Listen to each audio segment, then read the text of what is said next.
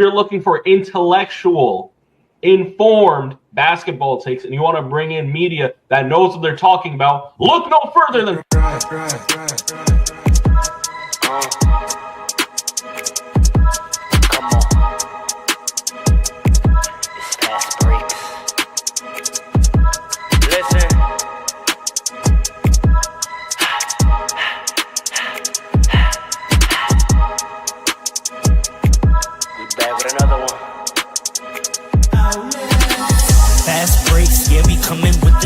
Never early, never late, but we always push the pace, yeah.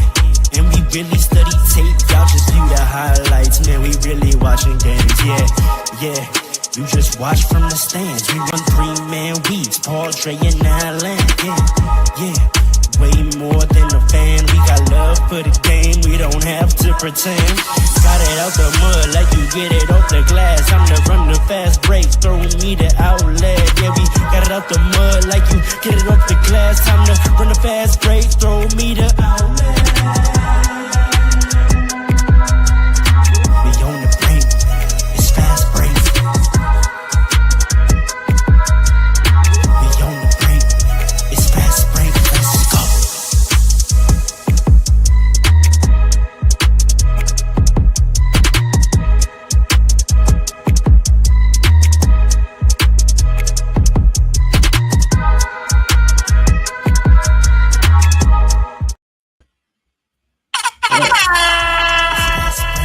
Cut off. Yeah. With me. Walk with me. In the city. Hey. We get it. Hey. In the gritty. You know what it is. You know what we do. You hear that fast break tune. It's fast breaks. Let's go. We coming for you. Whoa. How we feeling? That's not enough energy from the boys. How we feeling? Listen. I'm vibing. Life is good, bro. Life is good. All right. Wake it up. Paul, what they said? Wake up. Wake up out your sleep. Ushers, close the doors. Close the doors. Close the doors. Ushers, close the doors. Close. I said close the doors. They said never would have paid it. No. No. He's paid it all, so I don't know what he's doing. Would have paid it. That man was not playing. Without you. He's not playing. We never would have made it without you. Fast Breaks family coming at you back again. Spinning the block with another audio adventure. Thank you for choosing us this fine afternoon. It is afternoon. It is no longer morning. I go by the name Ro, the hostess with the mostest, and I do believe with quite a bit of certainty that you do know this. To my surroundings, you have Andre King Dre, the writer, the playmaker. Up above him, you have Paul, Coach Paul, PRR Sports. And right next to him, we have the architect, the professional, the man with the plan, Alan. And we are a little ensemble that goes by the moniker Fast Breaks. Ooh, long three. That's going to be a big boy. Who's going to grab that? Is that a fast break opportunity? We might as well start with an outlet.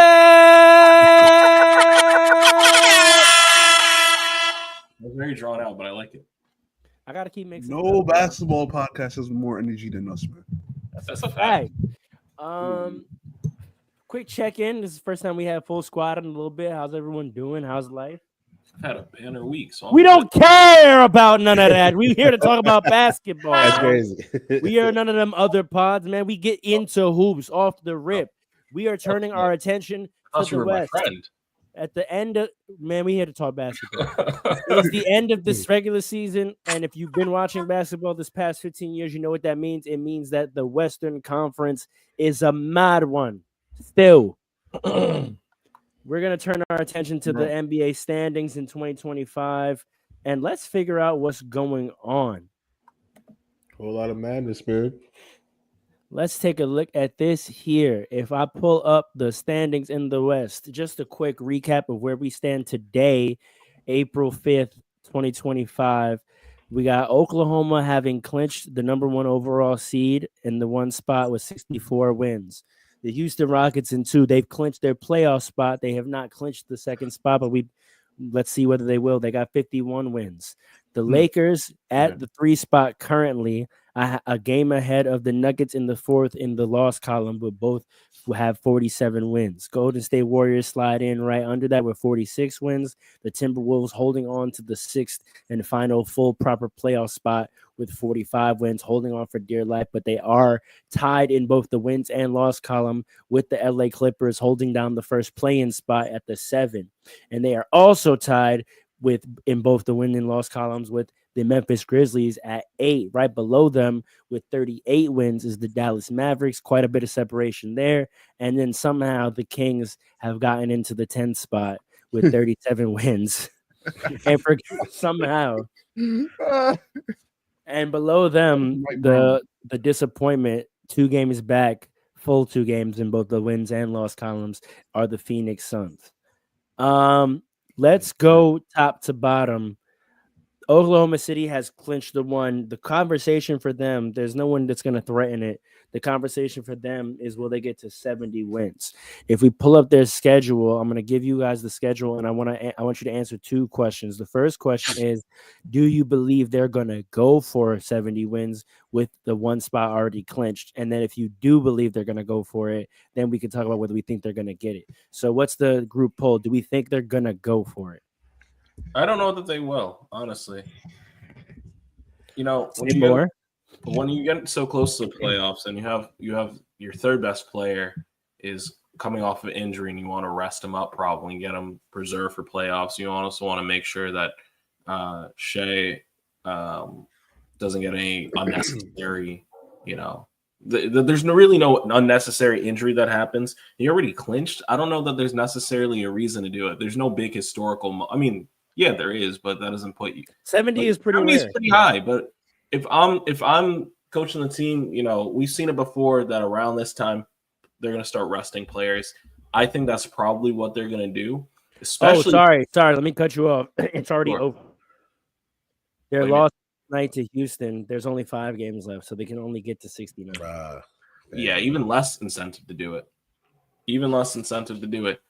So as I was saying, look. You're going in, you got 5 games, especially when you're a young team and everyone's already discounting that you're going to make it to the finals. I would be focused solely on the playoffs right now if I'm them. Okay, that has implications for other teams, and we'll get into that because their last 5 games are Los Angeles twice at home, Phoenix, Utah, New Orleans. So that has implications on where the Lakers might finish with these next 2 games on Sunday and Tuesday. And then it essentially affects Phoenix because if you think they sit the last 3 games or sit a good amount of the last 3 games, if they sit against Phoenix, maybe that win for Phoenix does something. Not quite so sure. But the interesting thing, not to skip over Houston, but that second game against Lakers on Tuesday is the first of a back-to-back for the Lakers. The Lakers have Dallas the next day on Wednesday. So a lot of people think they may sit their guys on Tuesday because obviously Wednesday is going to be a super emotional game.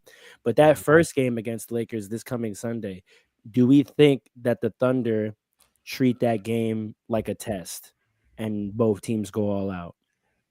They might. I don't know that they should, but they might. They probably will, actually. If they do, what are predictions for that game? Assuming both teams take it as a potential Western Conference Finals precursor. Is Chet 100% right now? Mm-hmm. Yeah, he's been playing. No, I know he's been playing, but is he 100%? Those are 2 different questions. He's had. I don't think he's had a big scoring game. That's what I mean. But he's been boarding, which shows me effort and good physicals. It's hard to have a good scoring game with the players he got on that team. So you know what I mean? Like his role doesn't call for big scoring, honestly. It calls for like 20, 30 points. He can Nah. I mean, he's They're had a bunch of 20-point games. I mean, his last game in the Houston they lost, but he had 6 threes, 6 to 8 from the field. That's what That's I'm saying. pretty good. That's fantastic. Yeah.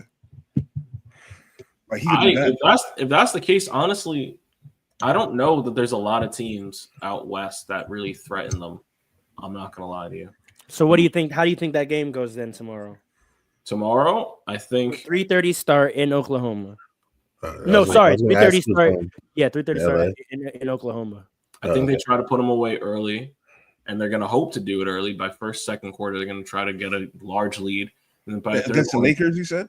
yeah, Mhm. and then Wait, third quarter, if they obtain that lead, they're gonna do a whole lot of sitting. No. They're gonna If they take a big lead, Why would they do that when they can just sit the whole second game against the Lakers on Tuesday? Yeah, that's what I think. That'd probably be a better choice. I think they're not at the point where they're going to sit yet. I think the sitting comes maybe with like 1 or 2 games left in the season. Agreed. Mind you, don't ever the wonder. Lakers might sit themselves Tuesday to get ready for Wednesday.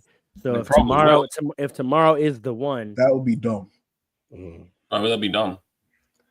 The Thunder could beat the Lakers. so you think the You- Lakers should take both games very seriously? Yes.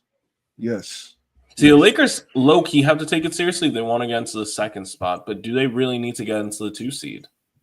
It's not always so much beneficial. just a second.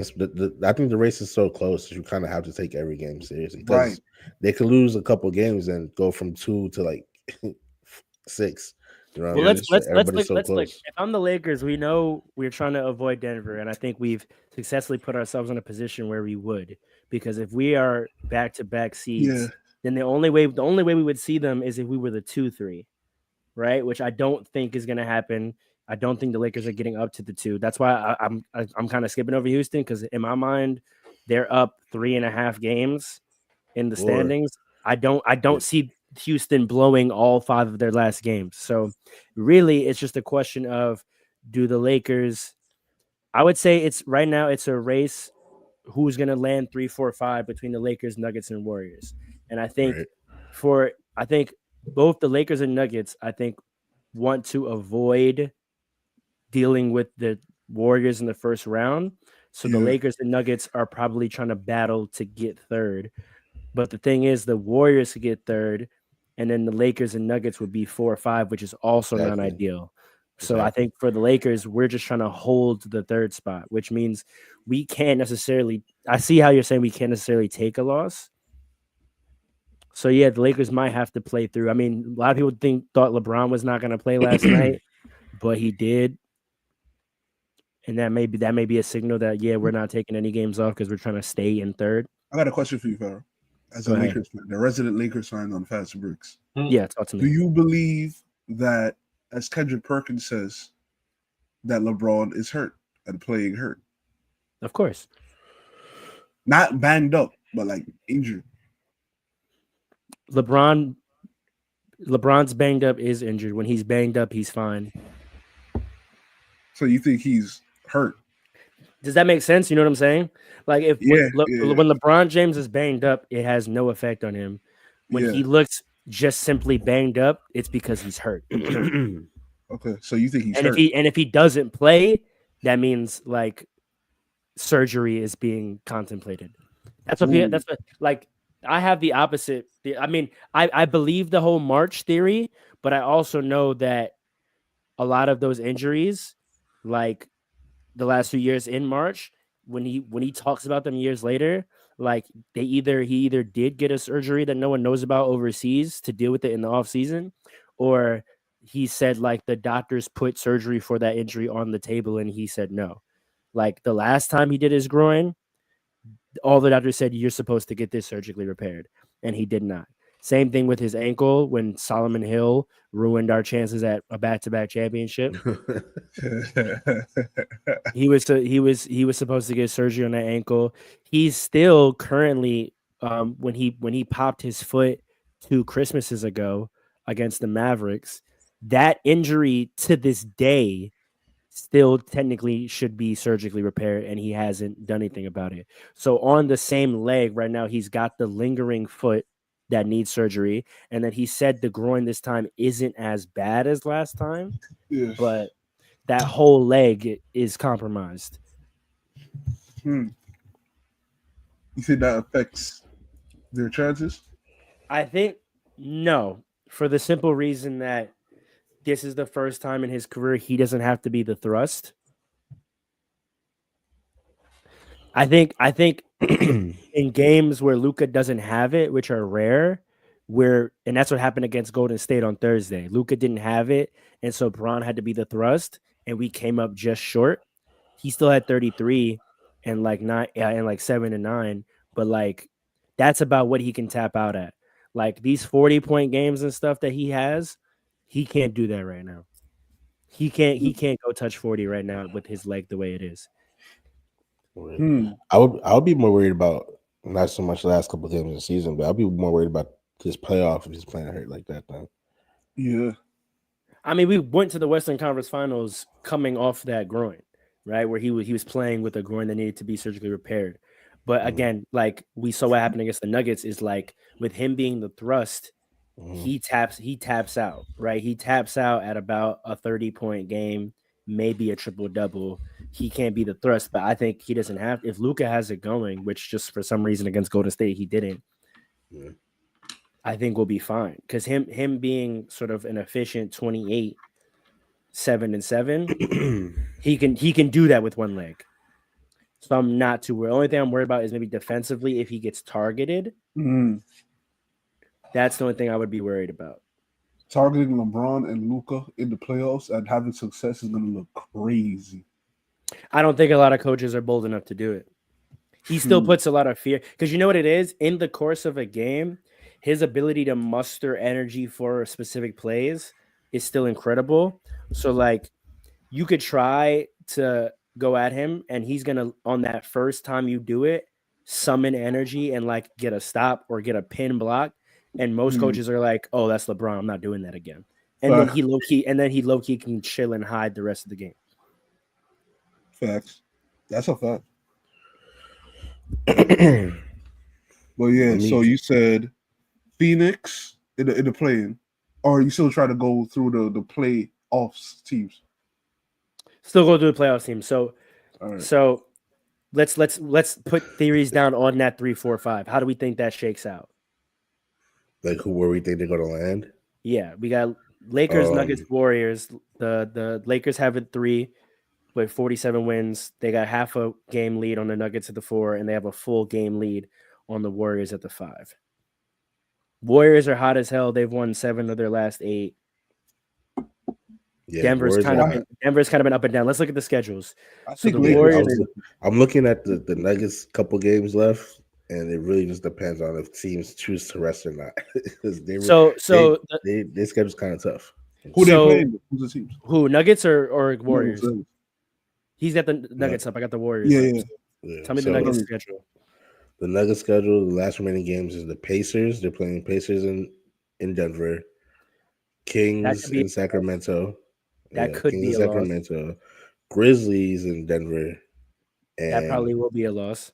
And the Rockets in Houston. So it's now probably be the a last 2 games. It depends on if they choose to rest or not. The Rockets might rest their team because they're probably going to have the 2 seed wrapped up. Yeah, but those other 3 teams might be still trying to fight for. They have the 2 seed wrapped up right now, in my opinion. Yeah, I think so too. The Lakers are not. The Lakers are not clearing a 4.5. I don't think mathematically they can clear a 4.5 game lead unless they win the next 5 exclusive. No, that's not happening. But Houston would have to lose all 5. I don't. See the Pacers are definitely going to go hard. Yeah. The Kings, they're gonna beat the Kings. I don't know if you. I don't know, bro. You crazy. The Kings will be fine to move up in the play-in. It depends on but depends on what y'all heard that? Did you hear that, Andre? Were you looking? Were you looking at? Did you hear what that man said? Russ can win or lose you a game single-handedly, bro. I can't wait. I truly cannot wait for Russ to win the Finals MVP for the Nuggets. Oh! What? What, bro? Oh! What? Let me tell you what's gonna happen when that happens. Tell us. The clouds are gonna part, and Jesus Christ will return. And the pigs will fly before the finals. That's blasphemy, bro. Is it? Okay. That's how I know. When that happens, that's how I know the end is near. Are you talking about the finals? Before the finals? No, I'm talking about once Russ wins Finals MVP. It's that's blasphemous. That is blasphemous. That's blasphemous. It's crazy. Yo, it's over. Andre, I want to get your take to that Timberwolves game. I've been waiting all week. To the Timberwolves game? I don't want to talk about it. That's. I have nothing to say. What do you want me to say? Speak to this man's ability to absolutely kill his team's morale. I don't want to talk about that. I don't want to talk about this. Why? Do we have the clip? Do we have the clip? We have the clip. The emotional roller coaster that Denver Nuggets bench went on in the span of 30 seconds. The thing is, Russ plays with so much heart, and he infuses so much heart into his teammates. And when a play like that happens, you can't help but be crushed. Simultaneously, when he makes a fantastic or great play, it elates everybody in the entire arena. Like it's just electric. That just tells you the kind of impact he has as a player and a person. But overall, this isn't. Yes, it was not a great game, but I think people on social media blew this up. I really do. What? Yeah, hell yeah. Brother. It's not like he lost them. People are acting like he lost them the NBA Finals, man. This is crazy work. It was one game that made no difference to the Timberwolves, and it really made no. Yes, all the games make a difference. We're currently discussing how the Warriors are on their ass, and if the Warriors get home court for that first round, the Warriors on whose ass? The Nuggets. I said it made no difference for the Timberwolves. You said it made no difference for the Timberwolves or the Nuggets. No, I didn't say or Nuggets. I just said Timberwolves. Well, why do we care about whether it makes a difference for the Timberwolves? The Nuggets are who we're talking about, right? They are only a half a game ahead of the Warriors, and I'm telling you right now, if the Warriors get the 4 seed in that 4-5 matchup, the Denver Nuggets are going home in the first round. No, they're not. 100%. Then 100%. You can't say if Golden State is home court in that series, the Nuggets are going home. Yeah, I think you don't rate the Nuggets enough. Because who the hell is guarding Jokic on the Warriors? It don't matter, bro. It don't matter. Well, hold on. I'm not saying I agree. Yeah, go ahead. Pharaoh, you remember what you said might be Joker's issue in the playoffs? I was hoping you bring this to me because we saw it. That man went and got 60. I've seen him now do it. I liked it. I was very happy to see that. Like I said, the jury is out on a lot of these questions we've been talking about all series. But the problem is, though, he's going against the man we know can do it, who also just had a 50-point game recently. Yeah. And he's not even in full playoff mode yet. You have to go to the Bay 4 times in a series is clipped for you. Similarly, same thing with Denver. I think Denver having home court in a series is a big advantage because of that altitude. So if Golden State had to go to Denver 4 times potentially, I would give the nod to Denver.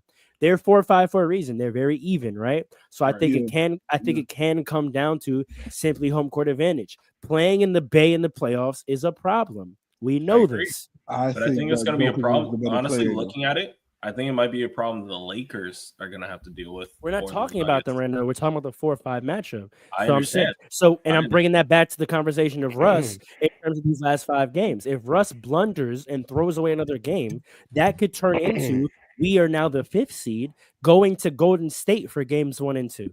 Okay, you're acting like he's automatically going to blunder. He could also win them a game. He's won them a number of games this year. Yeah, that is true. That is true. See, this is what I'll say, right? He's a blessing and a curse. All I'm gonna say is this. Sorry, he's historically been a player that when his team has been faced with a bad playoff seeding or not even making the playoffs, he kicks it into a higher gear. That is possibly his most consistent trait. Does that help them though? How does that help them? No, I'm saying, does that help them? Because again, yes. I think when Russ is too important on your team, it spells danger because the entire game hinges on whether or not he plays smart or bad, and that's scary. No, for real. Listen, I've been through it as a player. I've been through it. Ask the Clippers, ask the Rockets. When the game hinges on whether he's smart or not, you as a fan don't feel secure in that at all. this is what I'll say though. What Russ did in that game was a throwback to young Russ. We have to give him more credit for being smarter in recent years. He's pushing 20 years in the league. Like we could give him a little credit for being a smarter player and that not being the norm as much as it used to be. I think both LA teams and the Rockets would beg to disagree. I don't know if the Clippers would. I don't think the Clippers feel this way about him. Y'all would. The Lakers would, but I don't know if the Rockets feel that way about him. Why are you even pooping yourself? And why didn't they re-sign him? Why didn't they re-sign him? He didn't re-sign. He left the Rockets. They didn't choose. No, I'm talking about Clippers. He also left the Clippers. He didn't stay. He left. They didn't offer him a contract, bro. I don't know if that's true. It's a fact. I think the Clippers were going a younger direction, and they didn't. But they didn't. But they didn't. No, they did. They just didn't think they were going to be this good. They didn't though. They gave Kawhi an extension and they re-signed Harden. When did they give? And then they went and got PJ Tucker. What are you talking about? They got younger. Did you say younger? They didn't get PJ Tucker. Where's PJ Tucker currently? He's on the Knicks. On the Knicks. He was there at the beginning of the season. Yeah, he got traded. Don't do that. He got traded. He got traded to the Clippers. Yeah. He got traded. He got traded from the Clippers. Yeah, he got released from the Clippers and then released from the Clippers. Yes. Even worse, they just let him go. But I'm talking about to start the year. If we're talking about their summer decisions was not to make a younger team. I think no, but the rest of their team outside of Norman Powell, who isn't that old. Well, no, he's up there. He's like 30. Their playoff rotation is not young. Let's be real. But no, of course, but the rest of the team is. I think they didn't want. But we're talking about the playoffs, right? So their playoff rotations. We're getting off the point. We're not really here to talk about the Clippers. We're talking about the Nuggets, right? So, but I don't think it's not that word. But they did go in a different direction. They didn't go in the younger direction. Yeah, they got rid of Paul George. Yeah. And I'm saying the different direction. They didn't want as many old players. They got younger players on the bench now that actually get minutes. Let's put that point aside because it's tangent, right? All I'm bringing up, and I think we can agree on this, is that I don't think we all feel super secure that the Nuggets hold on to that fourth spot. That's not true. Right. No, I agree with that. I feel very sick. If anything, I feel specifically with the Lakers' next few games, I low-key see the Nuggets taking third. Well, let's talk about it. We got Oklahoma City twice. We just talked about that. Oklahoma may only take one of those games seriously. Right? Dallas obviously is an emotional game, but I think Luka going back to Dallas, I'm predicting a 50-point triple-double, so that's a win. I'm booking that right now as a win. I'm sorry. I just you don't see a world where he gets Kyrie's not playing. Kyrie. I said, Kyrie, y'all got it. Right? They got anything. They don't got to. I think AD playing against LeBron for the first time is going to be an issue for him. Weird. Especially if he has to guard him. That's not going to go well for the Mavericks. The Mavericks aren't nice. Half their team is injured. They're going to lose. Right? AD's playing just because he wasn't showed the Dallas. So the next three games. That's injury prone. So the next 3 games. That's 2, potentially 3 wins. Right? And then the last 2 games, Houston, who we said might sit, right? Because they got the second seed wrapped up, and then Portland. So it's very possible the Lakers sweep their next 5, and at the least, they can go. I think they're going to go 3 of 5, so they can win anywhere 3 to 5 of their next 5. I just want to double check it. The Nuggets have a harder schedule, like easily. Yeah. And then if we go to the Warriors play Houston tomorrow. I think both teams play hard that game, but they're at home. So I'm taking Golden State, especially again because they just won their last 5 in a row, and they've won 7 of their last 10. Right? Good game. Yes, but I think they win that. Then it's Phoenix. They're getting Phoenix the fuck out of here. And then it's San Antonio, Portland, LA. LA might be interesting because LA is still in the hunt to try to get out of the play-in. But San Antonio, Portland. So I see. Yeah, I think it's the same thing. I think both the Lakers and the Warriors can potentially sweep their last 5, and at the minimum, I believe will win 3 of their last 5. And what do we say of the Nuggets? They win maybe 2 of their last 5. Well, they have 4 left. I think you can lock into Kings and the last game. Give me the schedule again, Alan. They got Pacers, Kings, Loss, Grizzlies. You think they're beat? Hold on. Let me just go through it. Pacers. Last loss. one's the Rockets. No, Pacers loss. Kings. Win. Stop it. Win. Okay, I'll give it. Win. Grizzlies. Loss. No, Rockets. What is wrong with you? He doesn't respect the Nuggets this year. You know this. No I'm one. gonna give a win against the Grizzlies. They could beat the Grizzlies. I think they're winning all 4 of those games. They could easily win all 4 of those games. They can win all 4 of those games. Will they? Let's be real though. We're it's playoff time. We're doing predictions. I am affirmatively predicting they will not win all 4 of those games. 3 out of 4. They beating the Pacers. Okay, so watch this. So let's do it. Hold on, let's do it. Let's do it with the standings, right? So let's say they all win 3 more games, right? Mm-hmm. What does that do in terms of the standings? Let's do the math, right? If they all win 3 more games, okay, then the Lakers finish with 50 wins, the Nuggets finish with 50 wins, and the Warriors finish with 49 wins. The Lakers have the tiebreaker against the Nuggets, so that means it would stay. The standings would stay exactly the same as they are now, and they'd do that. Now here's the thing: that who has more of a chance to win 4 games, the Nuggets or the Warriors? The Warriors, right? If the Warriors win 4 games and the Lakers and Nuggets both win 3 games, then they all have 50 wins. The Warriors have the tiebreaker on both of them, so they get 3rd, and the Lakers have the tiebreaker on the Nuggets, and so it's Lakers Nuggets 4-5. But if the Lakers and Warriors, watch this. If the Lakers and Warriors, again, because the Lakers have a better chance to win 4 than the Nuggets, right? If the Lakers and Warriors both win 4 and Denver wins 3, then the Warriors have 50 wins, the Lakers have 51 wins, and the Nuggets have 50 wins. So then the Lakers get the 3, but then the Warriors get the 4, and the Nuggets are the 5. I think that's the most likely scenario. I think it's most likely the Nuggets win 3 of their last 4, and both the Lakers and Warriors win 4 of their last 5. And then it goes 3, 4, 5, Lakers, Warriors, Nuggets. That's my prediction. Well, the Warriors might low-key take 5 games also, because the next 5 teams that they're playing are not that great.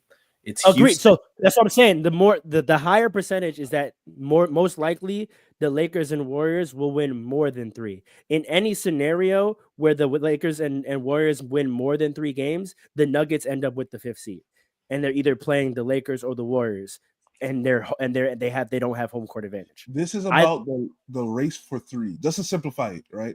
Right. Who would go for 3rd? Because 4th, 5th, they play each other anyway. It's more than that, though. I think home court in the 4-5 is an important thing at play here, and I think the only way for the Nuggets to keep home court in the 4-5 is either to not be in the 4-5 and get the 3, which is highly unlikely, because they would have to win all 4 of their games, and the Lakers and Nuggets would have to lose more than 2 of their last 5. Which I don't see that happening. So the idea the Nuggets escape the 4-5, I think, is low possibility. Do we agree with that? I thought they could win 4, but looking at it now, no, I think they're not. But it's more than that. It's more than that. They would have to win 4 and because even if they win 4, right? Let's say they sweep. That means they have 51 wins. If the Lakers win 4, tiebreaker, they're in 4th. Right. If the Warriors win 4, then they would be the 5th. But either way, right? So it's really the Nuggets' fate is determined by the Lakers, and it could be interrupted by the Warriors going crazy. Right. So that's the thing. Even if the Nuggets win all their games, the Lakers winning less than 3 to 4 of the next 5, I think we're agreed is not likely. Right. So them getting out of the 4-5 matchup is probably not happening. So when we say that, then what they're really playing for is to hold off whoever is going to be in the 5. Now, the Warriors might go crazy, and they might put in the Lakers in the 4-5, but I don't think the Lakers are going to lose more than 3 games, which means then the Nuggets end up as the 5th. And then if it's the Warriors in 4-5, I don't think the Warriors lose more than 2 games. And so that's why I'm saying the most likely scenario that I see playing out here is it's Lakers, Warriors, Nuggets 3, 4, 5. And if that's the case, I think they're going home. You see how I got there? I see where you got there. I don't know if I necessarily agree, but I see. Because the Warriors have just won 7 in a row. I don't see them going from 7 in a row to losing 3 of their next 5. No, they're the hottest team in the NBA right now. Like, just straight up. And for the record, I was right because I had them as the. You're not right because you did not predict the Jimmy Butler trade. So stop that right now. I didn't predict the Jimmy Butler trade. I said whoever gets Jimmy Butler is going to go on a crazy streak. Initially, okay, fair enough. And then no. We only disagreed with some of the teams you were saying. We said that if he goes to first of all, Golden State wasn't even one of the teams we were even thinking about. Yes, it was because once he went to the Warriors, I said I switched my team from the Spurs to the Warriors. That was what I'm saying. When he getting traded became a possibility, the Warriors was not a scenario we were predicting as possible for him. That's correct. That's what I'm saying. So, but I'm just saying that to say that we didn't disagree that one of the teams he went to could go on a crazy run. It's just that of the teams that he was predicted to go to, only one of them did we think he would go on a crazy run for, and that was the Spurs before Wemby got hurt. Mm-hmm. So this is a completely unforeseen scenario in entirety, right? We didn't even think he would go to this team, but obviously when he did, we knew that they were going on a run. Because we had Phoenix, San Antonio, and Portland are all wins. Mm-hmm. So we know they're getting at least 3 wins. We know they're getting 49 wins. I would bet they beat at one of Houston or the Clippers. So I would book them for 4 wins, which means they're 5. I'm not gonna lie, I really do. You could, but if we're being conservative, things happen, right? If we book them for 4 wins, that means they are getting 50 wins this year. That means for the Nuggets to have home court advantage, they have to win 4. They have to win all 4 because the Warriors had the tiebreaker. I don't see the Nuggets winning all 4 of those games. Right? Right. So it's over. All right. Just so I want to go back a little bit to something that you said. If we're only looking at it conservatively, then I might have to go back into like the Lakers, and I don't know if they're winning the 4 games like we said before. I don't think. But they only have to win 3. They only have to win 3 because 3 games for them gets them to 50, and then they have the tiebreaker. Mm-hmm. So that's what I'm saying. 3, either you don't think they're going to get 3 of these wins. If we're looking at it at a conservative lens, I don't know because you get Portland, right? You get Mavs, but you're playing. That's 2. You tell me we can't beat the Thunder once out of those 2 games. That's a tough matchup, especially if they're trying to do something. If Shea's trying to go for the MVP or whatever. That's a good point. Okay, say we drop both of them. You don't think we can get Houston on the second to last game of the regular season? You think Houston's going to try? They might try. That's where the conservative comes in. Even if Houston tries, we just beat them on March 31st. You did in Houston. How much? 6. Yeah, that's not that much to me. I think. Yeah, but I'm just saying. I mean, they could lose it. But conservatively, Houston has been pretty hot this last month or so. There's a chance Lakers could lose that. So if I'm looking at the conservative lens, it's not a super high probability to me that they're going to get 3 out of 4. You know what I mean? That could very well be 2 out of 4. It's 5 though. We have 5. That's what I'm saying. 2 out of 5. 3. It could be 2 out of 5 or whatever. 1, 2, I don't see the Lakers. I don't see the Lakers losing both those games to Oklahoma City. that just seems very unlikely. And it's OKC at home twice. That's tough. Yeah, but it's a back-to-back, right? It's very hard to sweep a team like that. I just don't see. Also, we've already lost to them once this year. It's very rare that teams sweep each other in the regular season. I don't see the Thunder beating us twice. The thing is, with the Thunder, they play well offensively and defensively. You know what I mean? Yeah. So if LeBron's hurt, they haven't seen this version of the Lakers yet, though. They haven't played at all yet? No. Interesting. It's going to be an interesting game then. But I think if anyone's equipped for them, it'll be them because they play very well perimeter defense. This is true. Like Shea's their worst defender, and he's not even like a bad defender. Like people attacking him. He's actually pretty good. Yeah, he is. I agree with you. I agree with their premise. I think I'm just moving out of like what's possible, and I'm making predictions. Like my prediction is that the Lakers get at least 3 of their 5 games, and if they do that, then they're relatively safe because they're gonna have the tiebreaker. So even if they fall into the 4-5 with the Nuggets, they're gonna get the 4. Now we don't want to see the Nuggets. That would be a terrible situation for us. But in terms of just evaluating the Nuggets, I'm saying the outlook for the Nuggets is probably the 5. That's fair. But even like I don't necessarily agree with you that they're automatically out if they're the 5 against the Warriors, but I think that's worst case scenario. I'm telling you, I don't think they have to worry about the Warriors in the first round. I think it's going to be Lakers Nuggets first round. Warriors are just they better hope so. Seed. That's their hope. Their hope is that the Lakers fall into the 4-5. But also, again, I mean, I think us getting home court advantage, we've never had it against them before. That might make a difference as well. I still don't want to see it. I'm terrified to see it. But that's also why I don't think the Lakers, because I think the Lakers are doing the same math we are, and they know every win keeps them away from the Nuggets in the first round. Right? Like the playoffs have started for the Lakers, Nuggets, and Warriors. The playoffs have not started for the Thunder. Right. And I know Shea's trying to get an MVP and all that, but that's what I'm saying. Like will-wise, I just don't see them beating us twice. It means just way too much to us. Way more than it does to them, and human nature kicks in at a certain point. Like that's true, but you also got one thing that like the Nuggets playing about more teams that have something to play for than we are. You said what? Like only one of the teams we're playing in our last 5 have something to play for, and that's Dallas. Right? Oklahoma and Houston, they're locked in, and Portland is locked in the opposite direction. So there's only one team we're playing against that like conceivably would care about the game as much as us. Whereas the Warriors, only one of the teams they're playing cares, and that's LA, and it's the last game of the year. But the Nuggets, the Kings care about that game. Who else are they playing? Who? The Nuggets. The Kings care about that game. Memphis cares about that game, and Indiana cares about that game. So 3 of their 4, they're playing against teams that care. Yeah.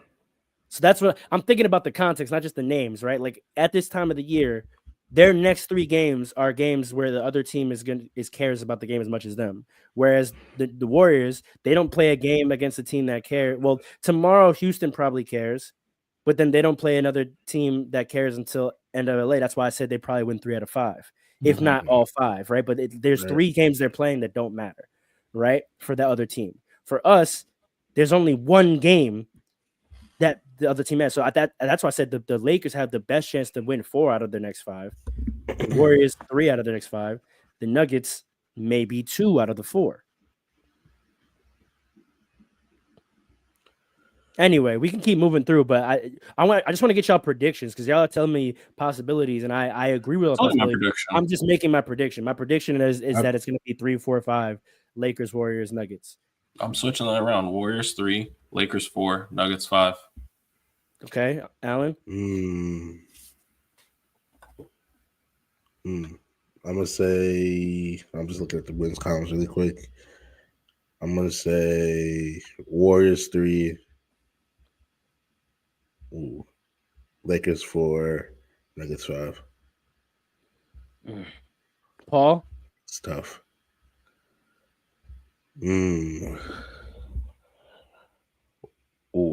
That's tough. Paul, you there?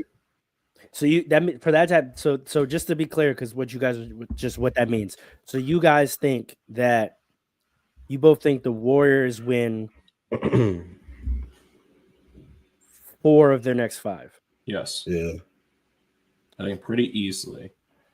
So you think the Warriors win 4 of their next 5. Which wins do you have them? So do you have them beating Houston tomorrow? I do. The Warriors, yeah. You have them beating Phoenix. Yes, I do. You have them beating San Antonio. Yep. Yeah. You have them beating Portland. Yep.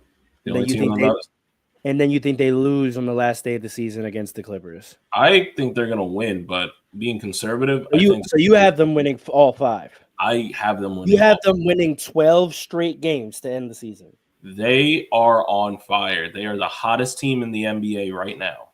12 games is a lot. 12 games is a lot, but I said this in the beginning of the year. We've all talked about it. Give Stephen Curry one other All-Star, and you see what's been happening. This man has been unstoppable. No, I got you. Alan, Just one All-Star.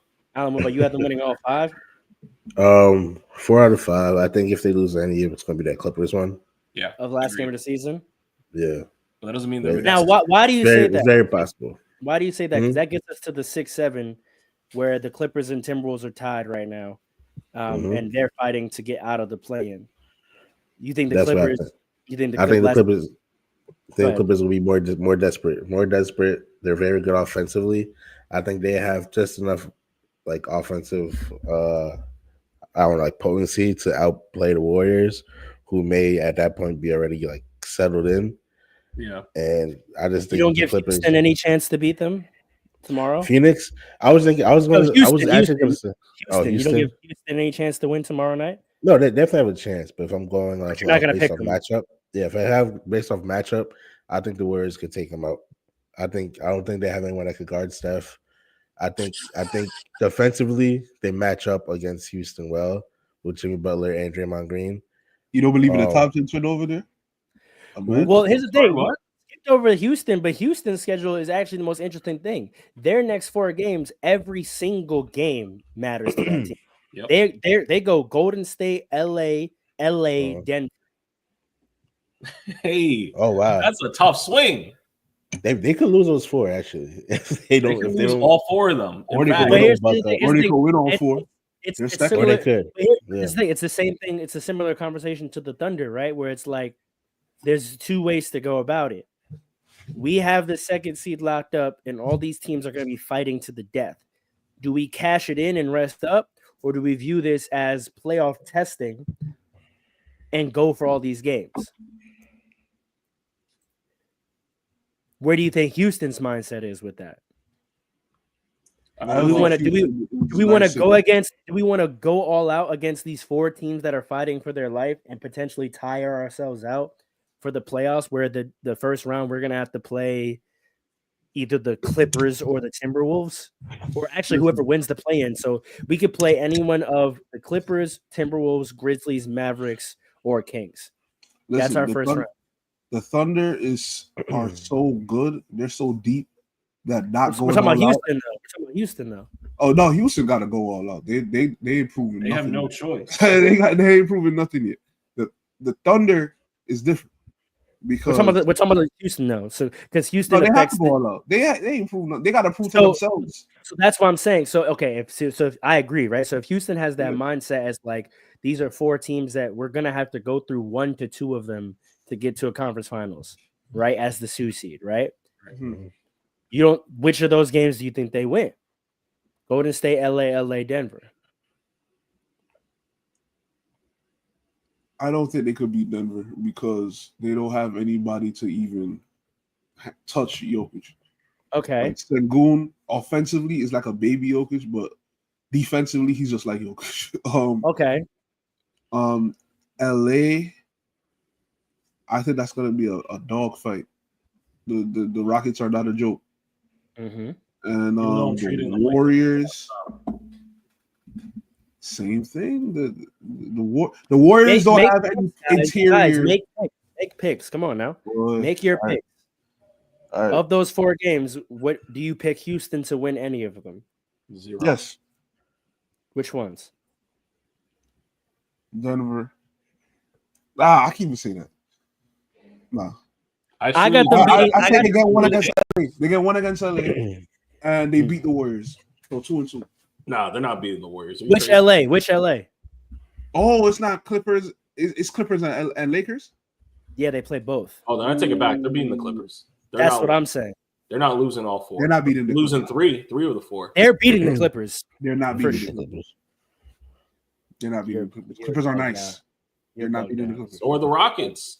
You're bugged out. Yeah, but they're not nice like the Kawhi is healthy right now. But wait, okay. So watch this. Hold on. That changes a lot. Is Kawhi fully healthy? Yeah. He's Oh never no, fully we gotta check. He's Hold on, never fully hold on, hold on. He's the No, healthiest. We're gonna he's get ever to the be. Clippers. We're gonna get to the Clippers. We're trying to just We gotta sort change out some this. things. No, because the Clippers don't affect anything other than in this conversation what we're talking about right now, right? So Kawhi, let me tell you something. Kawhi Leonard. hold on, is we're gonna 1-0. get to the He's Clippers. 1-0. Hold on, we're gonna get to the Clippers, brother. I'm trying to tie off this conversation. So Where's if the LA Rock, if you LA have the Clippers fan when you need them. hold on, so you have the Rockets losing Right that here. what the Golden State game you said? Man said right here. That's Yeah, funny. the Rockets beating Golden State. You think the Rockets are beating Golden State? No, you're crazy. Yes. You're crazy. Then that right there, if you because you haven't made your pick for standings yet. So if you have the Rockets beating Golden State, then do you have the Clippers beating Golden State? They could. Make a pick. Make a pick. Ah, Because this is gonna get me to your standings. You have the Rockets beating Golden State. So now Golden State already drops to 4 of their last 5. Do you have the Clippers beating Golden State on the last day of the season?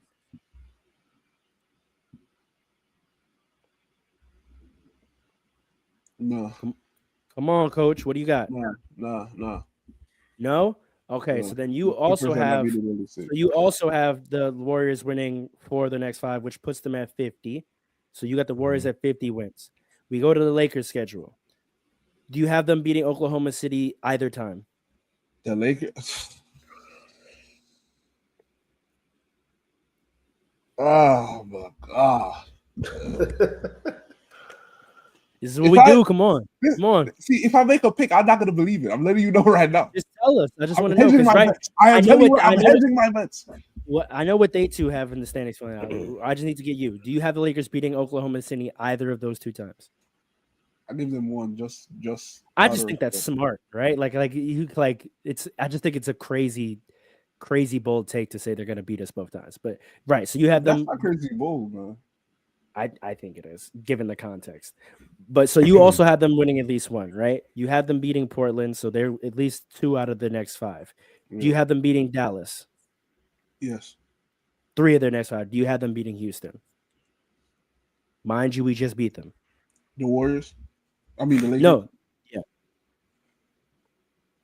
Yeah. Right. So that means we win 4 of our next 5. So you have the standings like I have them, which is Lakers 3, Yeah. Warriors 4, Nuggets 5.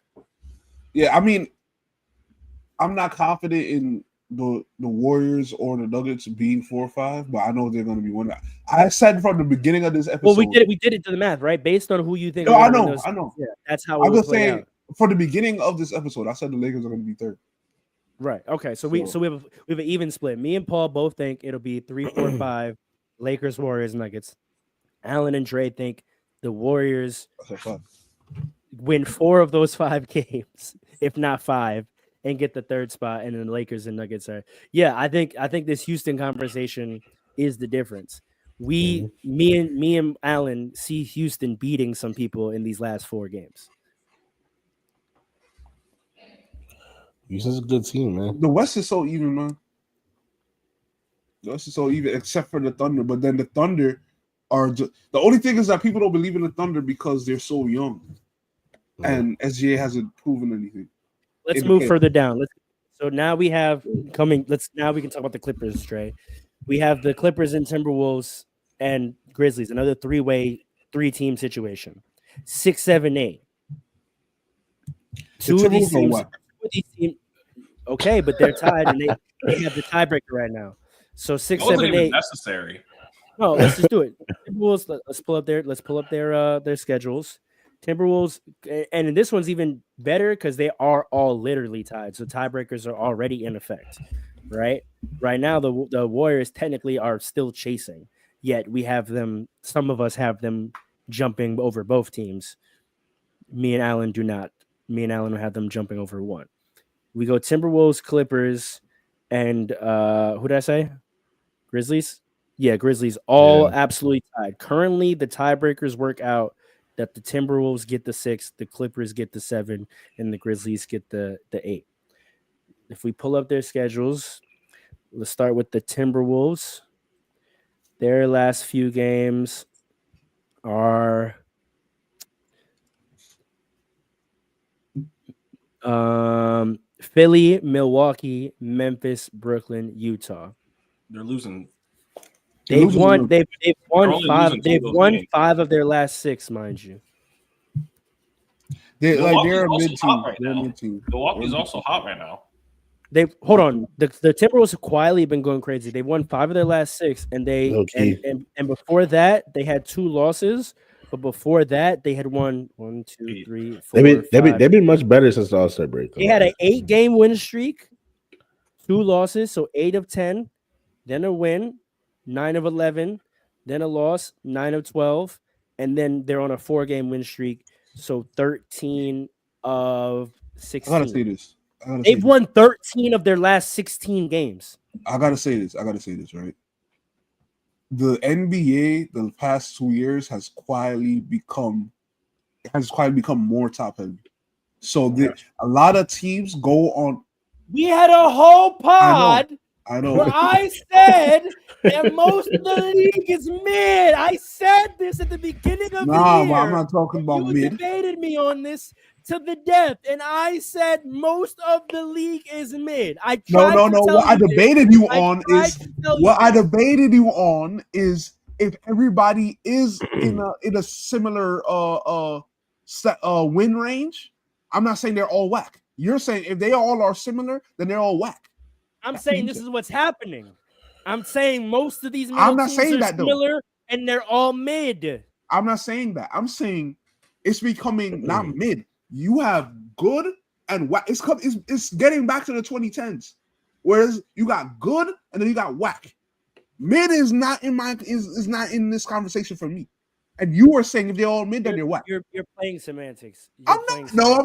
No, I'm not. Because you said Alan Dre, is there actually a distinction between the two things we're saying? Technically, yes, but I don't know that he's making it. I think there's a distinction. Because if they all have the same record, then you said that they're all just beating up on each other because they're all whack. The only reason I didn't say because they're all whack. I said because they're all mid. No, you said they were all whack. Right. I'm That's saying why I was about to agree with you. I didn't. I said that they're all beating up on each other. Oh wait. Yeah, I said the words they all suck, but by suck I meant they're all mid.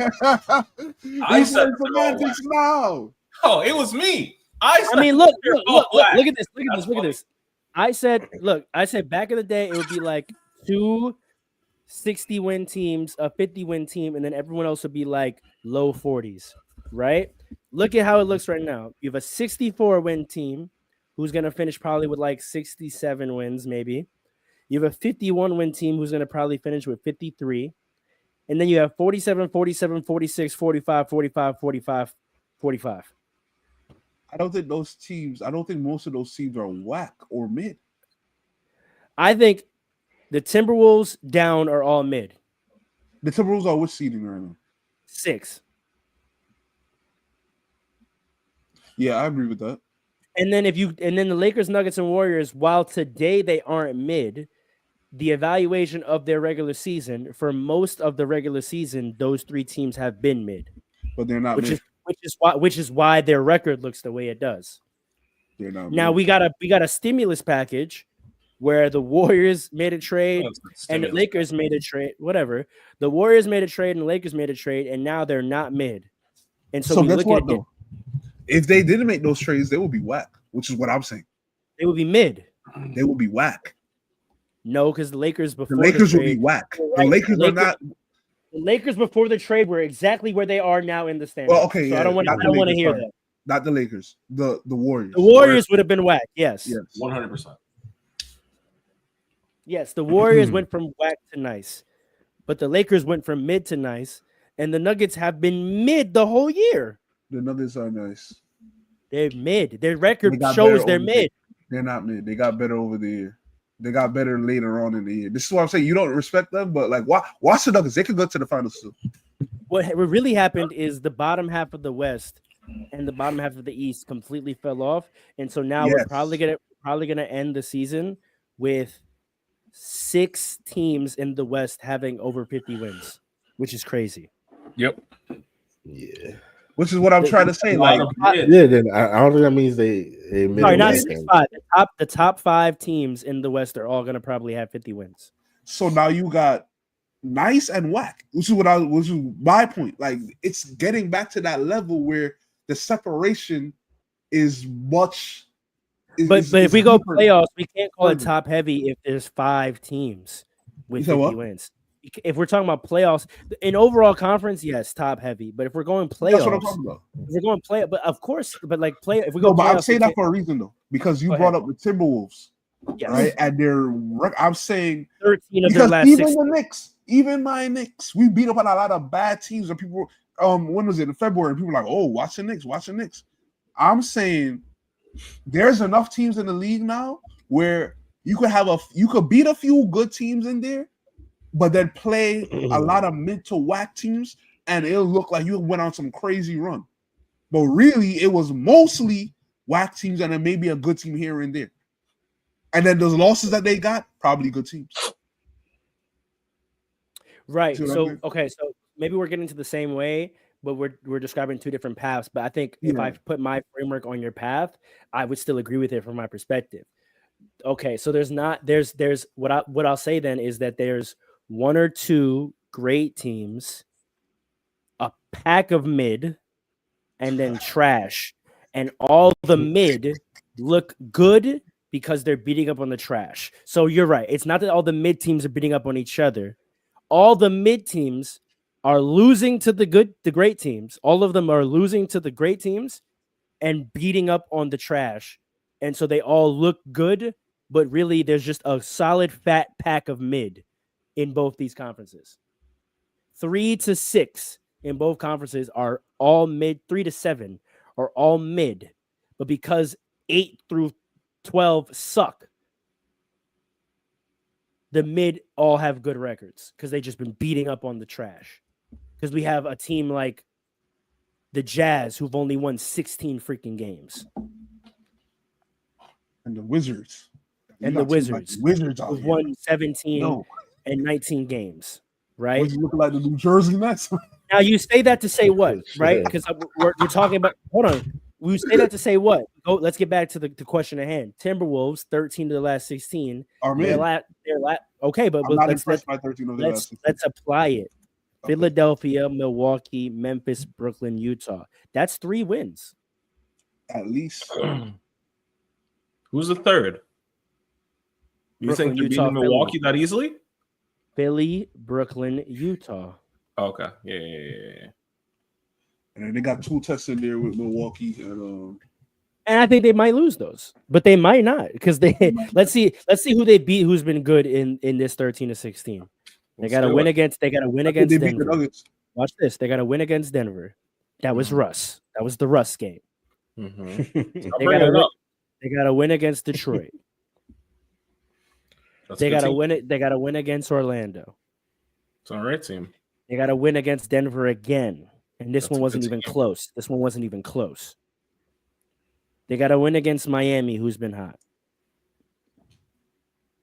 And that's it. So they got 4 good wins out of their 13. I think we're probably all agreed. I think I'll pick them to lose against Milwaukee and Memphis. Memphis might be tight. Maybe. Memphis might be tight. Milwaukee. They're losing that game. Yeah. Okay, so if they win 3, then they Well, finish. it depends on Giannis if he hits his mid range against Rudy Gobert. I'm making a pick. They win 3 out of 5. Does someone disagree with that? I disagree. You have them winning less. Dame is out too. I don't know if that makes a difference. Giannis just had a freaking. I know. Giannis is moving right now. Yeah. Yeah. He said, So "This what do you is got what then? y'all What do you really got? want to You got- see." You got them winning 4.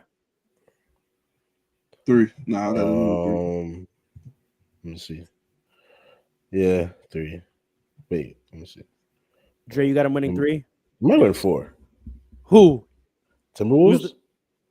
Who That's you what got? they Who's the planned 4th? Who's the 4th win? Memphis? It could be Memphis. Let me see. No, wait. Are you picking it? Are you? Hold on. They're playing Sixers. They still have the Sixers left today. Bucks, Grizzlies, Nets, Jazz. So they could be.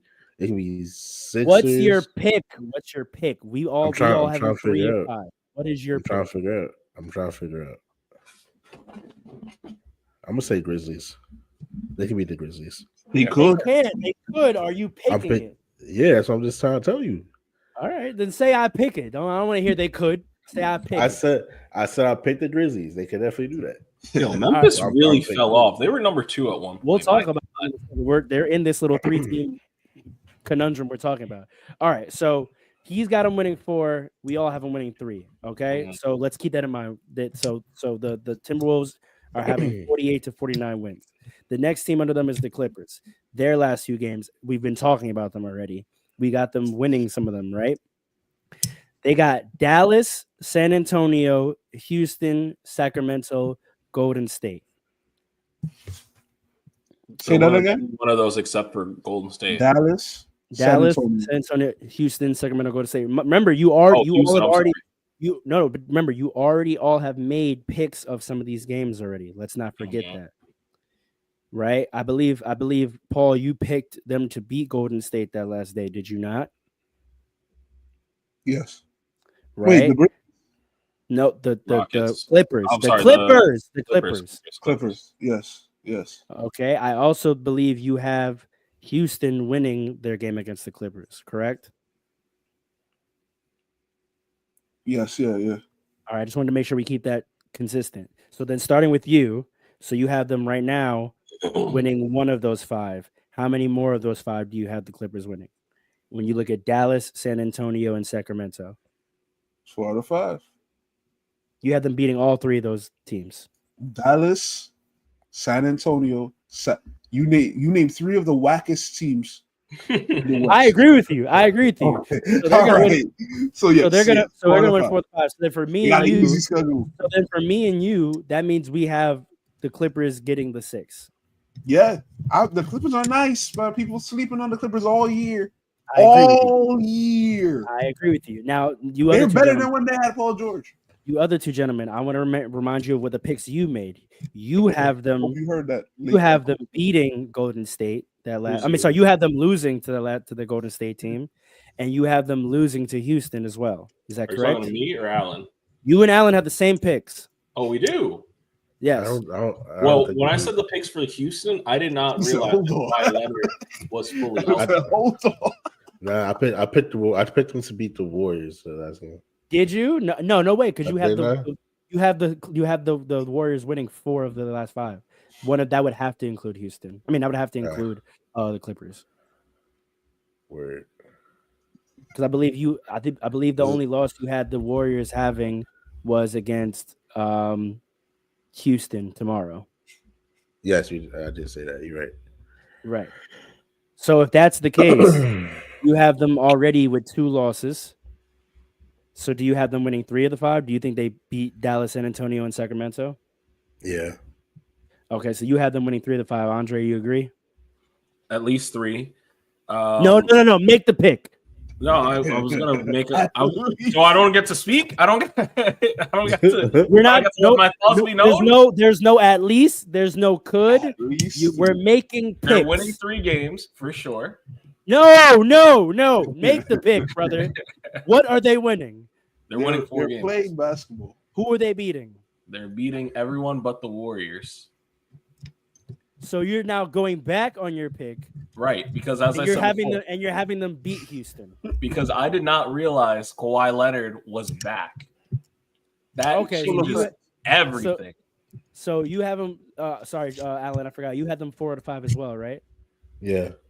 Okay, so you have them both 4 out of 5. That would put them potentially tied with the Timberwolves, in your opinion, which would give the Timberwolves the tiebreaker, and so they stay at the 7.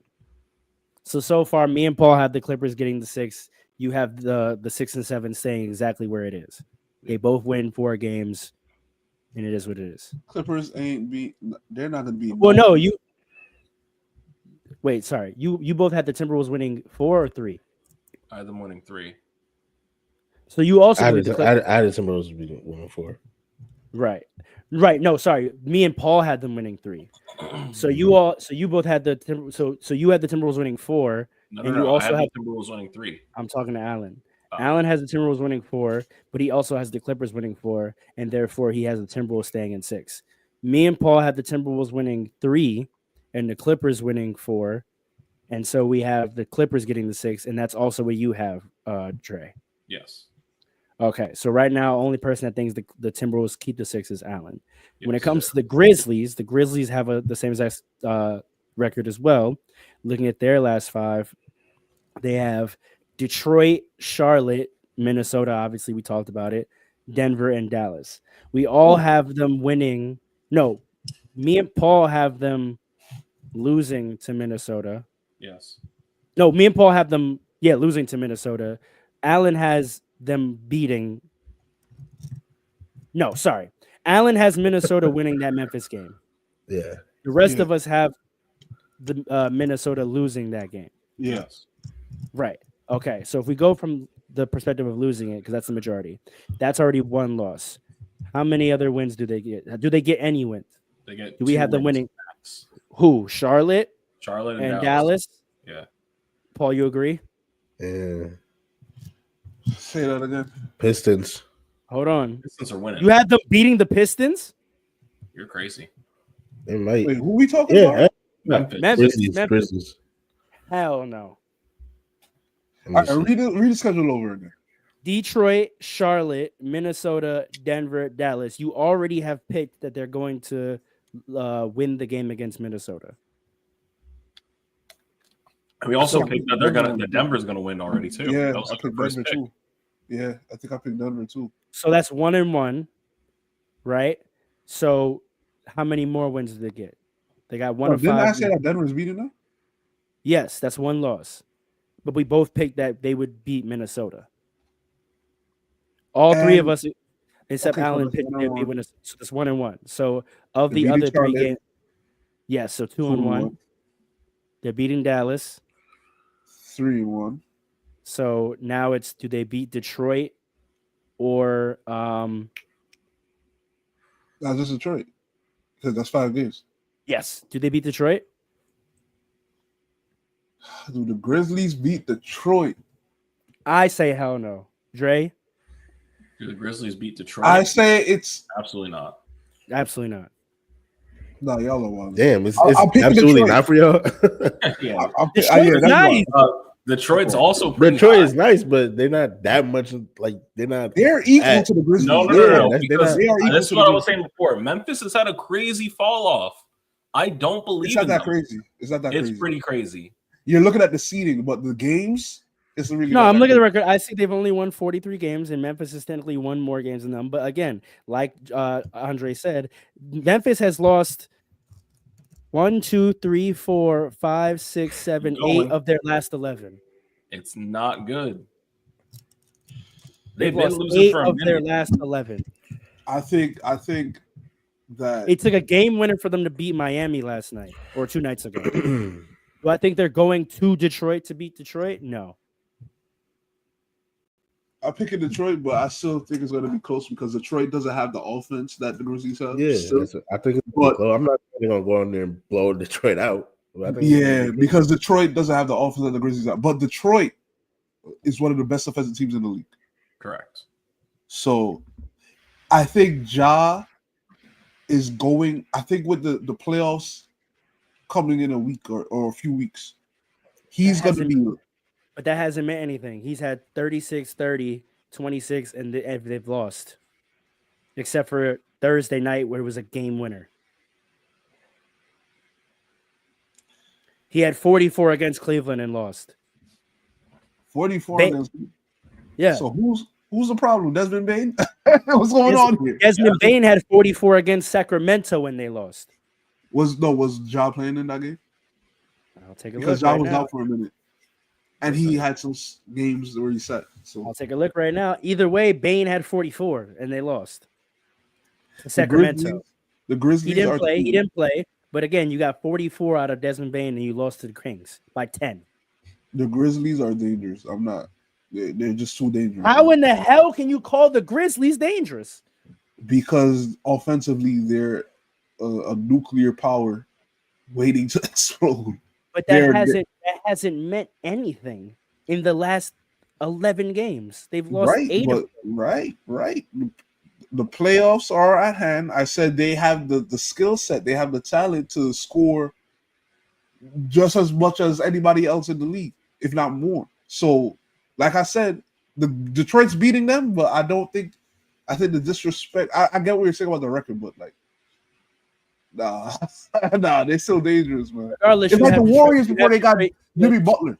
It's like the Warriors before they got Jimmy Butler. It's like, well, I had the Warriors. yeah, before they got they're Jimmy not Butler that as great, but garbage. it's like They're garbage. I had the Yeah, Warriors but as it's- garbage. before they got Jimmy but Butler. they're still dangerous. If you don't No, do they're your not. job, No, they're if not. you don't do your job, they'll beat you. They can't guard anybody. They gave up 110 to Miami, 134 to Warriors, 117 to the Boston, 134 to LA, 125 to Oklahoma. They gave up 140 points to Utah. Oh no, sorry, no, they beat Utah. Sorry. They gave up 128 points to LA. They gave up 115 points to Portland. They gave up 132 points to Sacramento. 133 points to Cleveland. Come on, man. Yeah, they can't guard anybody. But like I said, Detroit isn't the offensive like superpower. None of these teams are. You can just score on the Grizzlies. That's a fact. Mind you, the scoring of Detroit in the last couple of games: 127, 116, 123, 136, 122, 133, 123, 119, 117. So all this, they're not high-powered offense talk. They're over 110. They haven't scored under 110 since February. February 24th versus the Clippers, they had 106. The game before that, they had 148. You're talking about the Memphis Grizzlies? No, the Pistons, the That's what I thought. Yeah, so what are you all talking about? non-high-powered offense of the Pistons, they haven't scored under 110. I didn't say nothing about that. No, No, they I- haven't all I'm scored saying- under 110 since February 24th when they scored 106. And the game before that, they had 148. Before that, 125, 128, 132. So I don't know what this non-high-powered offense Pistons were talking about. Who are they playing? Because when I You hear watch me say February 24th, brother? yes. They played everybody. 110 is what 100 was like 15 years ago. And I'm saying they haven't scored under that since Did you say February. 50 years ago? 15. Oh. And So I'm saying they haven't scored. Well, you can't say that because the Grizzlies, the team we were just talking about, they haven't been getting to 110. they haven't been playing well. I said they're a threat. That's all I'm saying. That's all I'm saying. They're a threat. I picked the Pistons, you know. I picked the Grizzlies Pistons. had. All right. So stop hedging it then, man. Stop because your hedges Gotta are hedge saying these things type of that bets. are correct. Your It's like hedges you are. putting the gun to our heads and saying pick a No, team. I'm Pick just- a team. But I'm just saying, if you're gonna hedge it, at least hedge it in something fact based. Saying that the Grizzlies are more dangerous offensively than the Pistons No, I am saying has no evidentiary backing. When I watch the Pistons, a lot You're of going it off is- names, bro. You're going off names because they have Nah, Ja when I and watch JJJ. You think it's a more dangerous offense? JJJ isn't that nice offensively. He never Okay, I'm was. just saying. He's The good. Pistons, He's the Pistons- overrated. The Pistons offensive. put buckets in, bro. The Pistons have talent, but I think they don't have the offensive Based on versatility. what? Based Based on on what? They've Based been on giving watching them. everybody Look. buckets. It's like this, right? It's about how you score, right? Right now, Cade is to the Pistons what I'm not gonna say what SGA is because they have some scores over there, but it's He like the hasn't Cade. even led them in scoring in 6 games, Who Cade? and they've won 4 of them. Who led them in scoring? Holland II, Sasser, Hardaway Jr., Beasley, Hardaway Jr., Right, Hardaway Jr. Right. That's what I'm saying. Catch and shoot guys. Right? So I'm saying when it comes to He guys hasn't who even can get he their hasn't own even basket, let them in assists in those games. You had the Pistons post Schroeder are a different team than what you're thinking about, bro. I'm telling you right now. who led them in assists? Schroeder. Oh, they got Schroeder over there? Oh no. I'm trying to tell you, the team you're thinking about is not the Pistons, brother. Where's Jaden Ivey? He's I still don't there. know. I Oh, think is he's he? out. I think he's out. Yeah, I think he's he's out. injured. I'm pretty sure he's injured. And Let it's me still remind young. you who the Pistons are: Malik Beasley, Cade Cunningham, Jalen Duren, who's figuring it out. Fontecchio, Ron Hardaway Jr., Ron Harper Jr., Tobias Harris, Ronald Holland II, Jaden Ivey, Paul Reed, Dennis Schroeder, Isaiah Stewart, Asar Thompson. Come on now, guys figuring it out over there. They're Come going to be on a now, dangerous man. team This next team is year. this It's team a is lot- different. They got a lot of catch and shoot guys. That's why they could score like that. But like I said, getting your own offense, helping Cade out, they don't have a lot of that. Because catch and shoot guys change teams. Yes, I agree. But when it comes like with the Grizzlies, Don't you agree, Alan? Ja independently will just go crazy on you. Desmond Bain. He hasn't been. No, sorry, I take it back. He has been, and it hasn't mattered because they can't stop anybody. And Which is why I picked the Pistons. All right, then stand on it. Stop hedging No, it. but I'm saying the Pistons offensively don't have as much of a threat as the Grizzlies. I know you're looking. If you cut the water off on the Pistons, it's a wrap. Cut the water off. If you cut the water off on the Grizzlies with Ja, you still got some people to worry about. Right, but you're saying that like That's what I'm saying. You're That's saying what that I'm as saying. right, but here's the difference, right? Which team has a better chance of cutting the other's water off? This is why I picked the Pistons. Right. This is why I Right. picked the Exactly. The Grizzlies' water pressure ain't that good. Right. The water pressure ain't that good. All right. So to answer the question then, so you have them beating. So then you have the Pistons winning. Sorry, you have the Grizzlies only winning 3 of their last 5. Yep. All right. So then I think it's an even split again. We have the Clippers getting the 6, and we have it going 6, 7, 8. Clippers, Timberwolves, Grizzlies. Allen and Andre, you have it staying the exact same. It's 6, 7, 8. Timberwolves, Clippers, Grizzlies. Mm-hmm. Yeah. All right. So no. Aren't I with? I have the. I'm sorry. Yes, no, you do. You would have I'm the with Clippers. you. You just I'm have with you. I have Clippers 6. I have Clippers. You just 6. have the Timberwolves winning 4 games. No, I have the Timberwolves on. No, so it's not a split. Allen has the Timberwolves winning 4 games, right. which is why they stay in the 6th. Right. The rest of us have the Clippers getting over the Timberwolves and getting the 6th. Correct. All of us have the Grizzlies staying in 8 because we Yes. all have the Grizzlies only winning 3 games. Right. I have them winning 2 games. Right. Right. But that's the difference.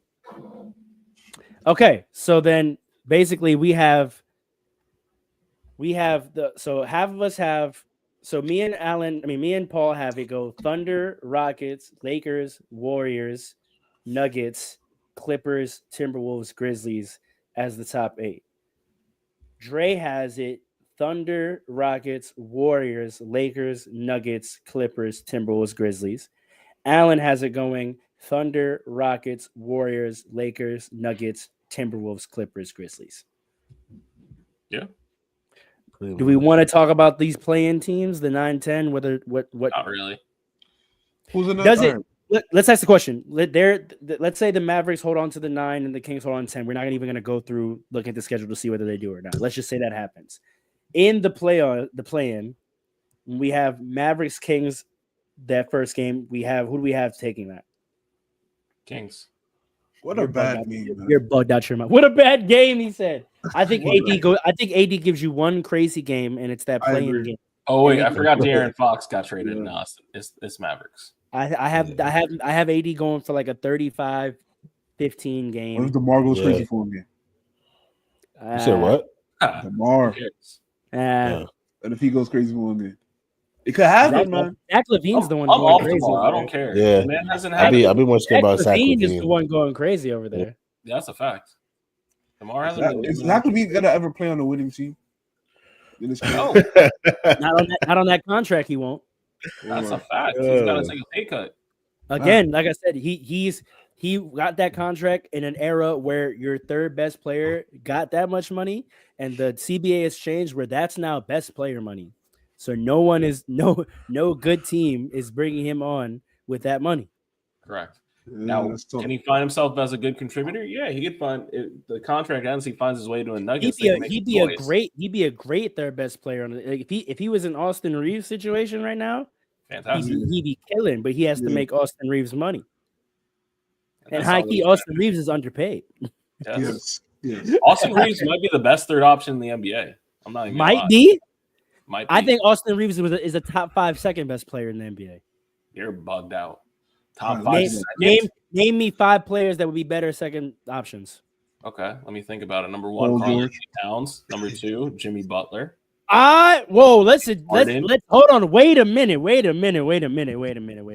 No, don't take anyone that's the number 1 and put them as 2. That's Harden's obvious. not the number 1. You have to. Harden's not number 1. Kawhi's number 1 on He that has team. been for most of the year. Come on now. Because Over Kawhi's been Powell, injured. Come on now. I told you, when Kawhi gets back, shit changes. All right, how Okay. about this? I'm Let taking me set over the parameters. Let me Paulo. set the parameters. Let's set the parameters for this conversation. We're only talking about people that are currently 2s or 3s, and whether they be better as a 2 than Austin Reeves as a 2. Okay. So the first person you said was who? Hold on. The first person Andre said was Towns. you're out of your mind. Are you No. crazy? Cat's 10 times better than Austin Reeves. Are you crazy? Would he be a better number 2 than Austin Reeves? Yes, he currently is. What are you talking about? Yes. He currently is. I'll say this: defensively, Cat is so bad. Who's the That- better? Wait. Who's the better team right now? The Lakers or the Knicks? Here we go. The Knicks. It's close. It's close. It's close. And it's Well, only you have to close give the because edge our to the best player is Knicks. injured. I'm not. You do I'll have give to the give edge. the- you do I'll have give to the give edge the to the Knicks. You have It's to not. give It's not as far as power Why? as people might think. Actually, Why do you? because why we're would- nice. But here's where I could go. No one's saying you're not nice. Here's the difference for me. You haven't beat not one good team. Okay. Not beat one. everybody else though. Sure, you haven't beat not one good team, not once. Not And once. y'all went on a crazy losing streak just now. Okay, but we've beat teams that are contenders. Y'all multiple times. lost to teams you shouldn't have lost to. That's More than the correct. Knicks. Hold on. And here's And we got our fair share of injury problems this year too. Wait. This is the crux of it. This is actually the crux of it. If we were a better team at eating our breakfast, we would be looking at a potentially 60-win year, right? But let me It's finish like the saying point. if water Let wasn't me- wet, you could walk on Let it. me Who finish. cares? Let me finish the point. If we finished our breakfast, we'd be looking at 60-win season because we have losses to teams that we shouldn't lose to. However, when you balance that, you are better at beating the teams that you should beat, right? That's why our records are comparable. However, when we look at beating good teams, beating contender teams, beating teams that we're going to play in the playoffs, we wax y'all in that. Yes. So if you take those two statements, which of those teams would you rather have? The team that beats everyone they should, but never beats anyone who's as good as or better than them, or the team that sometimes plays down to their opponent, but has a really good record against playoff teams? I The mean, problem with your argument Hold is on. that yeah. both Which have, team going into the both- playoffs? Which team would you rather be on? both rather be have on Knicks playoff right now. implications. No. Because Let's that's take those the, weaknesses. take the If names you are away. consistent, Take the if you names are away. always losing The teams, Knicks. if you're always losing to teams that you should beat, that can actually, I know you might not think about it like that, but that can actually affect you in the playoffs because No, but there's wait. weaknesses. Let's put the real context on it, right? If we constantly lose to teams that are not in the playoffs, but we have a great record against teams in the playoffs, versus you have a great record against teams not in the playoffs, but you have a terrible record against teams in the playoffs. When we get to the hold on, let me just lay out the hypothetical. When we 'Cause get that's to not- let me get to the damn But it's just hypothetical. not accurate. It's just not because it's not like we have a bad record against every team that's in the playoffs. It's You have a terrible record against the top teams. You can no beat one. against Yes, the you- top yes, you four. do. Against the Yes, top that's four, you haven't playoffs, beat them. You haven't beat which them is- ever. Which are the Thunder, which are the Rockets, which are the Celtics, That's which are the point, Andre. Cavaliers. That's the point, We Andre. only have to beat one of those four teams one time. You have to beat them 4 times. Who do we have to beat 4 times? You know how you win a series? Yeah, I know how we win a series. Who are 4 we going games. against? Which we're going to go against all 4 of those teams 4 times? That's what I'm saying. We only have to beat one of those teams in a That was series. stupid. That was stupid. You have to beat them 4 times to win. You're not You haven't- listening to me. Those You're 4 not teams listening to that me. are You beat- have to. 4 teams he's that saying are he's beat- saying you have to beat Andre. Hold on.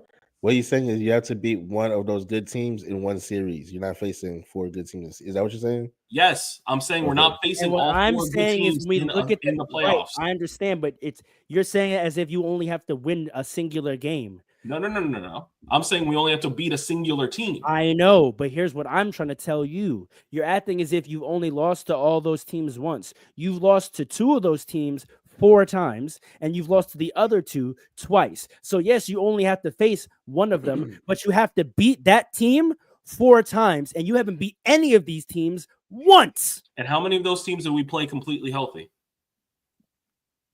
That's a big, that's the big thing. Because by the playoffs, we're actually projected to be healthy.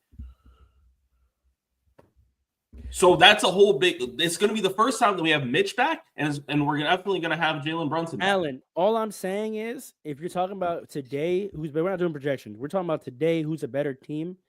If you have not beat any of the top 4 teams, not a single time, and you've played them a cumulative 12 times, there have been 12 games against these 4 teams. Wait, no, 8. Yes, there's been 12 games.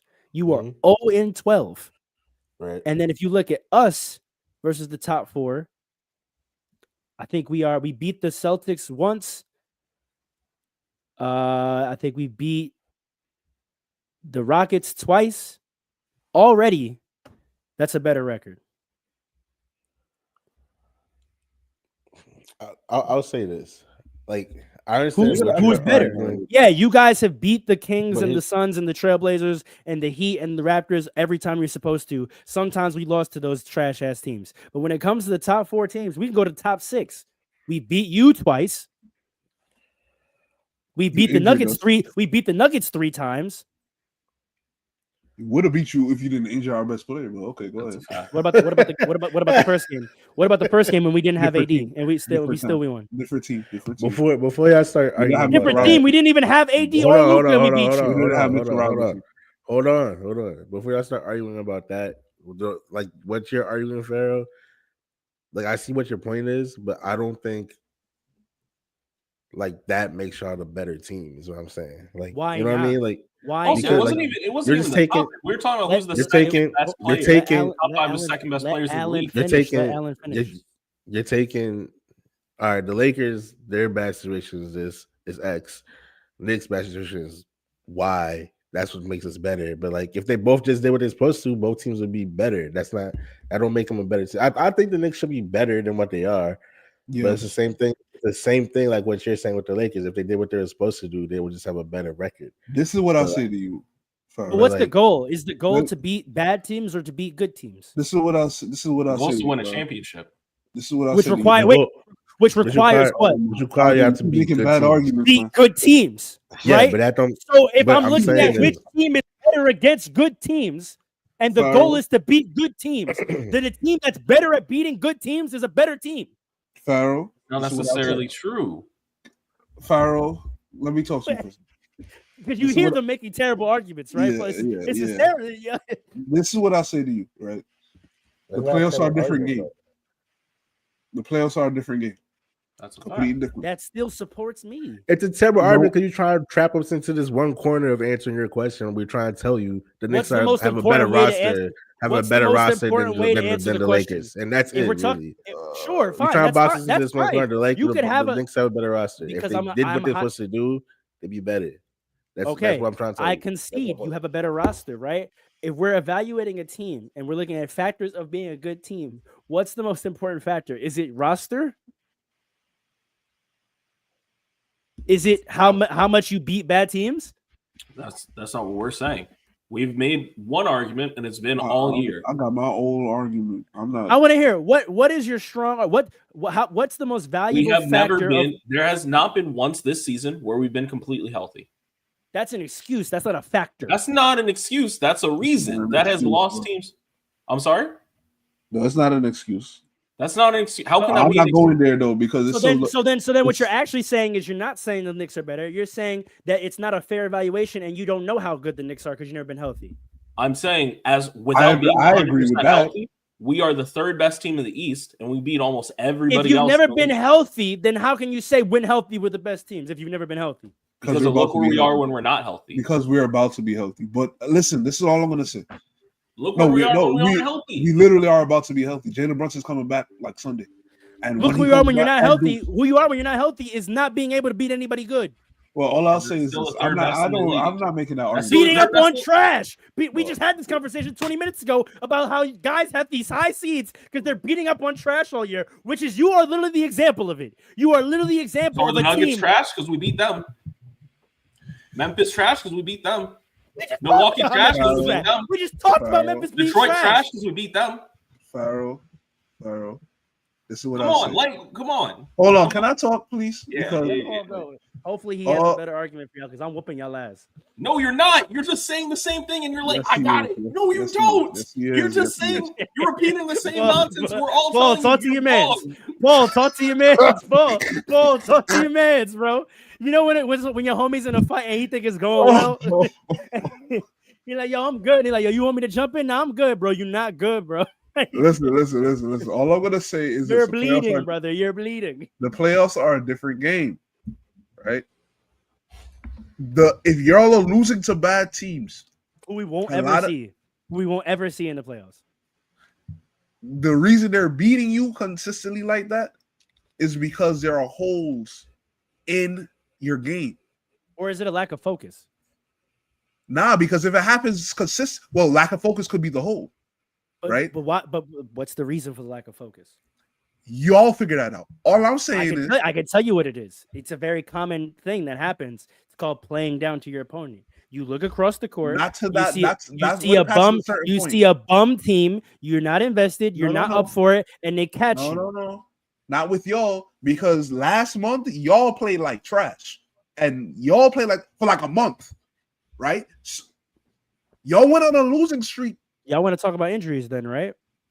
No, right? What happened So during now- the losing? Hold on. Right. If we're Right, I didn't bring it up.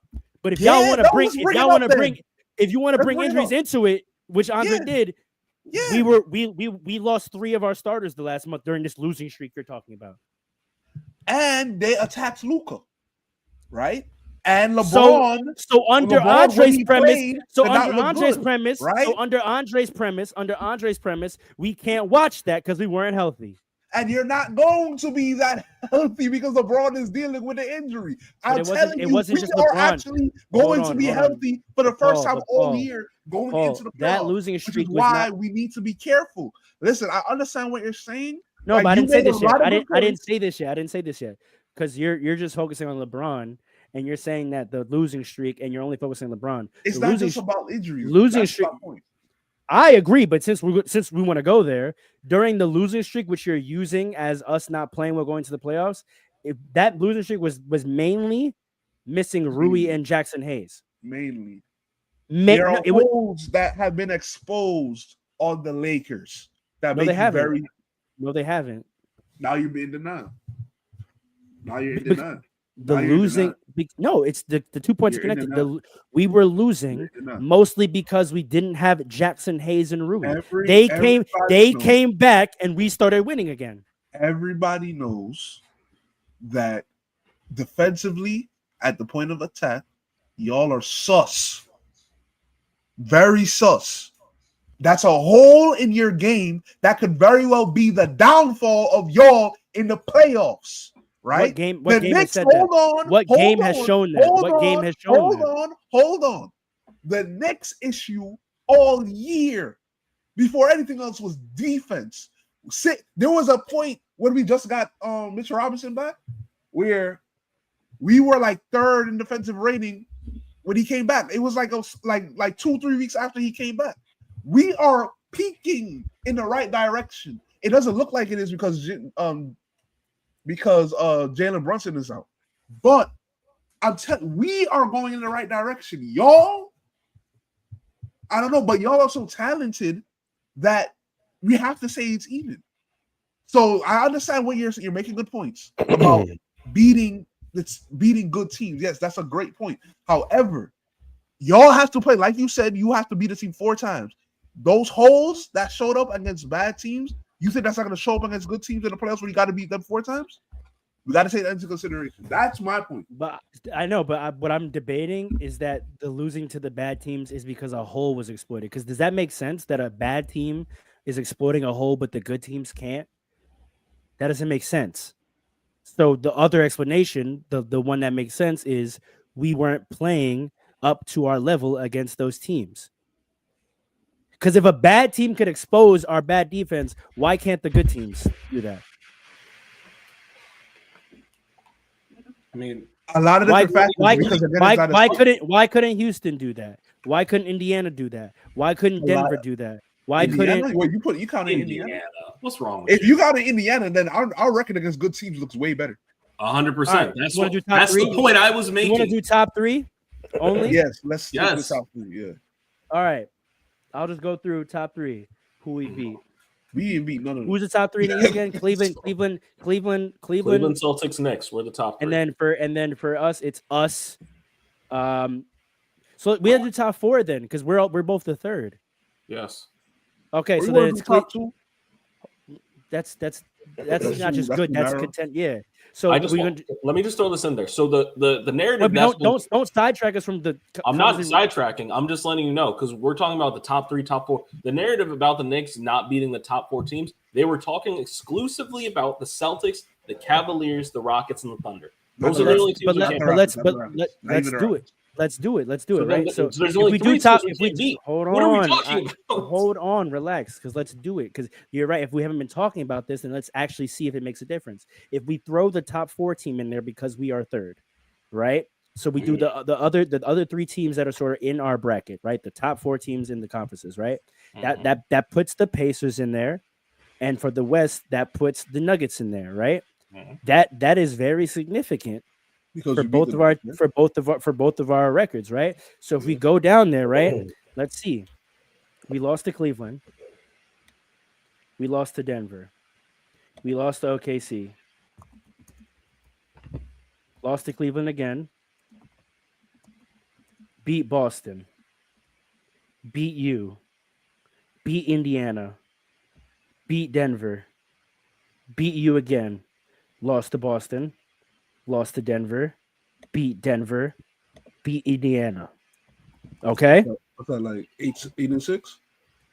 Let me count them. 1, 2, 3, 4, 5, 6, 7, 8, 9, 10, 11, 12. So out of 12 games, we have.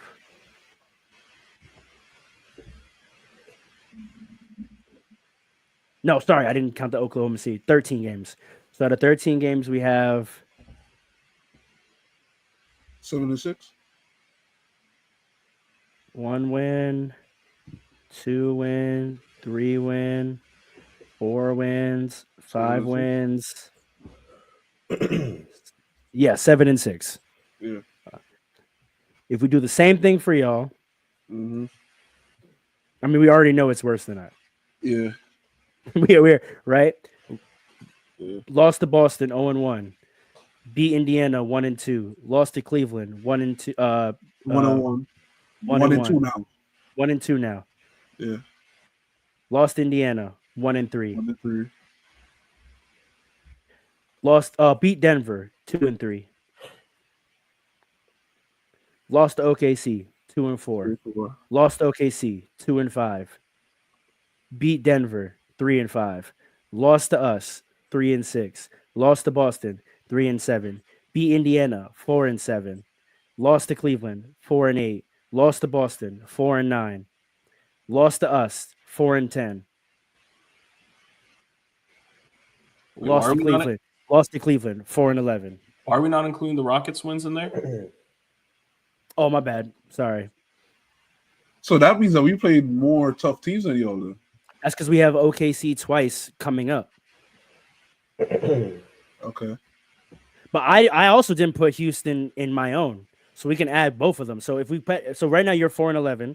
If we I don't want to do all of this to try. Hold on. Right now you're 4-11. Let's add the Houston. Lost to them. This should be 4-12. 4-12. Uh-huh. Have you played Houston again? Yes, and you beat them. So you're 5-12. If I throw in the Houston games for us, that's 2 more wins. Exactly. That makes us 9-6.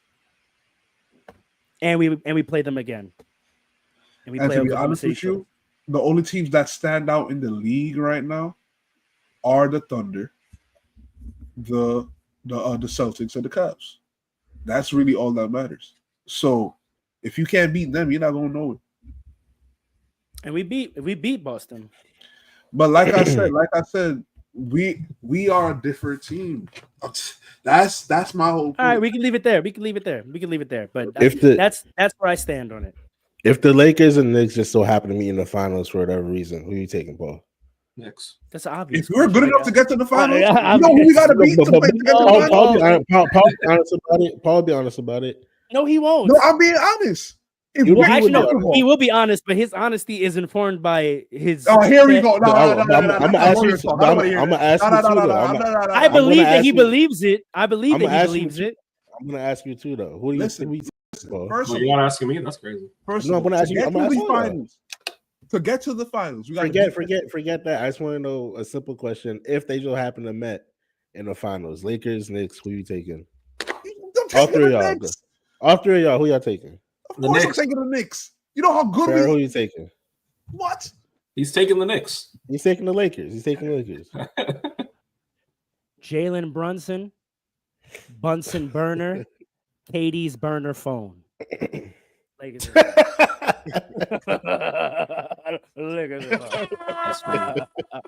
was a good one. Listen, but anyway, LeBron James singing in the rain, can't catch a damn plane. Knicks in 5, buddy. Knicks in 5. Can't catch it. Everything you Knicks fans do is terrible. Paul, you have to stop them representing your team like this. This man said can't catch a plane. It's him. It's the former Nets fans. He said LeBron James singing in the rain. Why is that your imagery?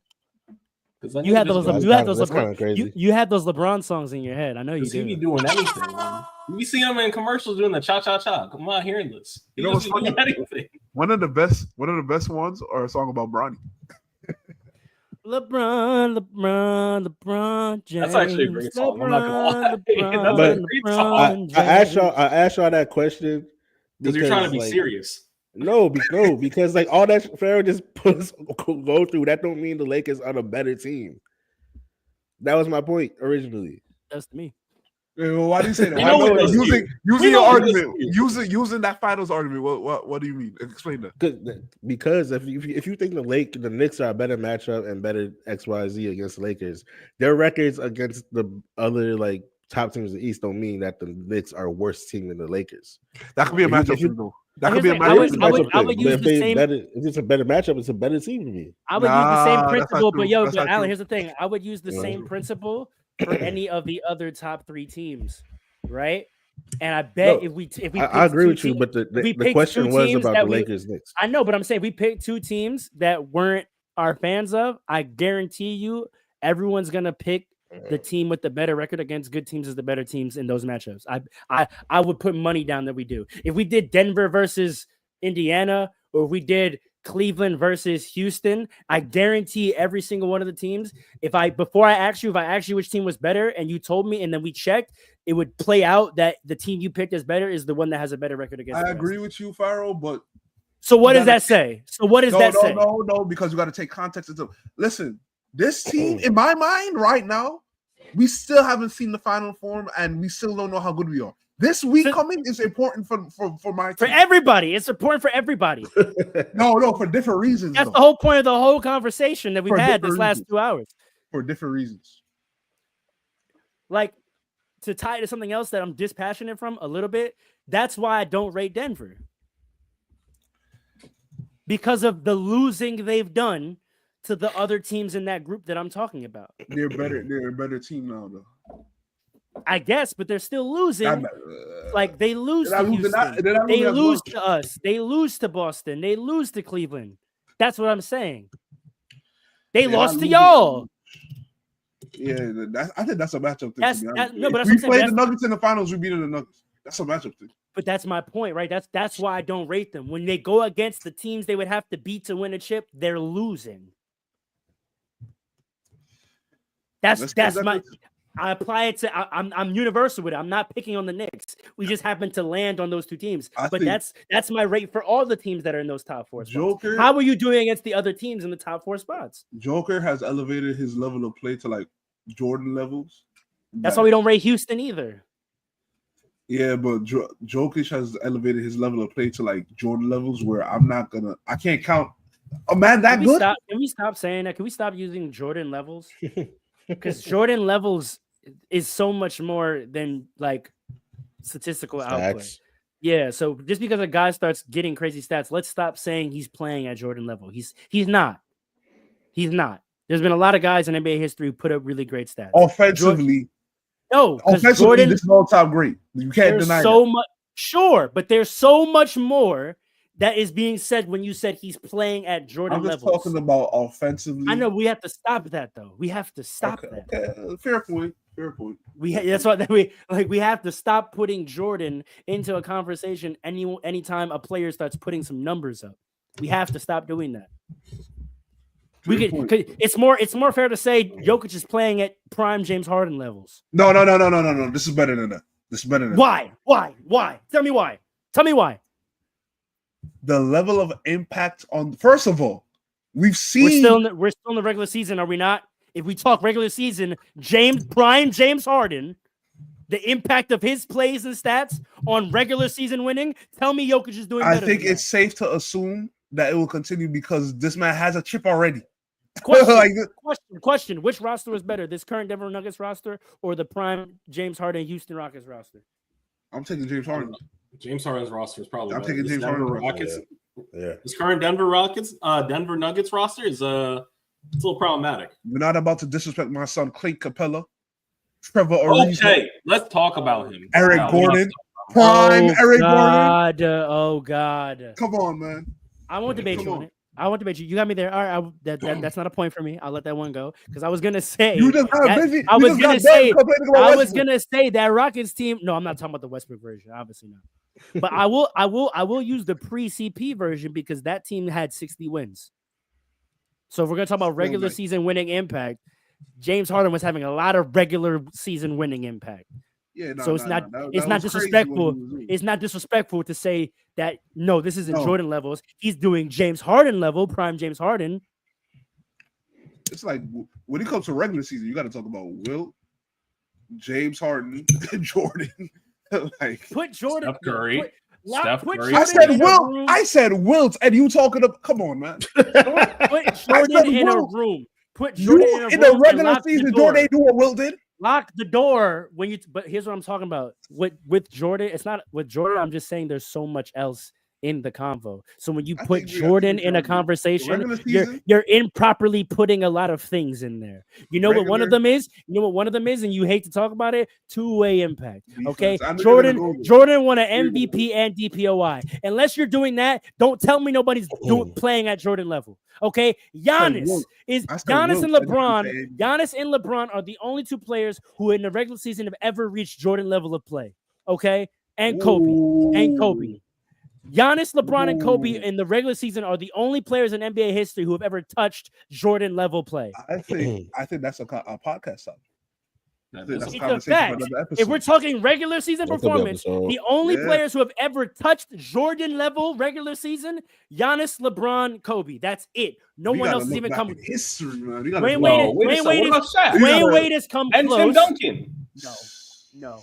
We gotta let's get off of this. Let's get off of this because this is gonna go on. This is another 30 minutes. In each of his prime years. Not jacking it. We gotta not jacking Tim 30 minutes. No. This is another 30 minutes. I'm hungry.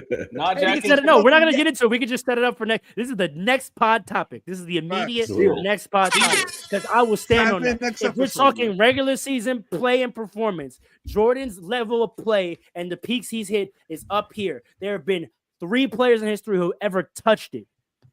Giannis, LeBron, Kobe, Dwayne Wade is an honorable mention. He's come very close. Wilt, Shaq, Tim Duncan. Mr. Laker fan, Wilt. You gotta consider. I can't jack it. I can't. Based on that's next week. That's next week. Can't jack it, bro. I can't do it. So you what? Why? Because you play against plumbers? Huh? Because he was playing against plumbers and handymen? I don't think that's where I'm going to go. I want to really do research before I stand on this. Okay. But I am standing on it. Because I want to have real takes. I'm not going to do a narrative take. But my feelings is that Like, I think the stats and the historical backup of winning in regular season and performance and dominance, I think what Jordan did during a couple of seasons, his peak, I think that the three players I named are the only ones who ever had seasons close to that. Giannis, LeBron, and Kobe. Yeah, let's do our research and come back. AI has some good defensive seasons in there too. I'm pretty sure it's first team. Allen Iverson has never played, has never reached Jordan level of play. No. On offense. The conversation ends when you begin to chop it up. That's my point. There's no chopping it up. But once you start talking about offense, once you start categorizing it, did he have an offensive?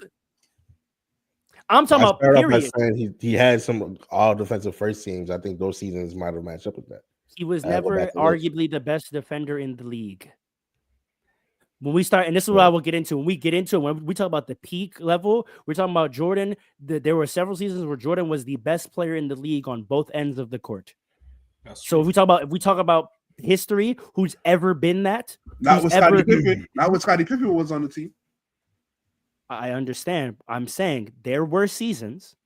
This is an undeniable fact. There were seasons in the NBA in Jordan's career where he was the best player in the league on both ends of the floor. That statement has only ever been true during any given season for three players. Wilt. Giannis. I have to go look because I don't know if Wilt was ever the best defensive player in the league. Better defensively. That's exactly why I'm not sure, because I don't know if Wilt was ever the best defender in the league.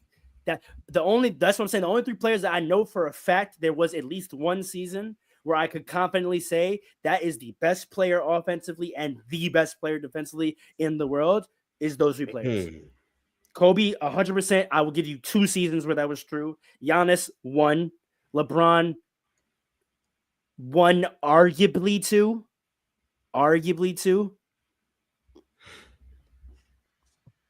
That's another episode. Jordan probably has 3 years where that was. Yeah, but I think we did a really good breakdown of the West, and no one cares about the East. The only thing I wanted to say about the East was like, really? The play-in is propaganda to keep those 3 markets in the playoffs. That's crazy. You said what? To keep the play-in, everyone says the play-in was propaganda to keep LeBron James in the playoffs and Steph Curry, and for a long time that has been true. That like it's literally just been a mechanism to make sure they have LeBron James and Steph Curry playing in postseason basketball. But really, if you look at the East, it's been propaganda to keep the Miami, Atlanta, and Chicago markets involved postseason. That's it. No, I just said they're just whack. No, that's what it is. It's propaganda. It's propaganda. They want to keep Chicago, Atlanta. After LeBron and Steph got nice. I don't care about getting rid of it. I want to point out facts that in the East, the play-in has served no purpose but to keep Chicago, Atlanta, and Miami markets engaged. Let me ask you a question. Can you can make an argument that it was worth it because Miami got through to the playoffs, through the play-in, that got to the finals? Yeah, maybe. I'm just saying that the West markets don't have that problem. Even if LA is not in the playoffs, LA fans are watching postseason basketball. Golden State fans, even if Golden State is not in the playoffs, are watching postseason basketball. I don't know if Miami, Chicago, and Atlanta are watching postseason basketball if their teams are not involved. Wait, I'm confused. What do you mean by that?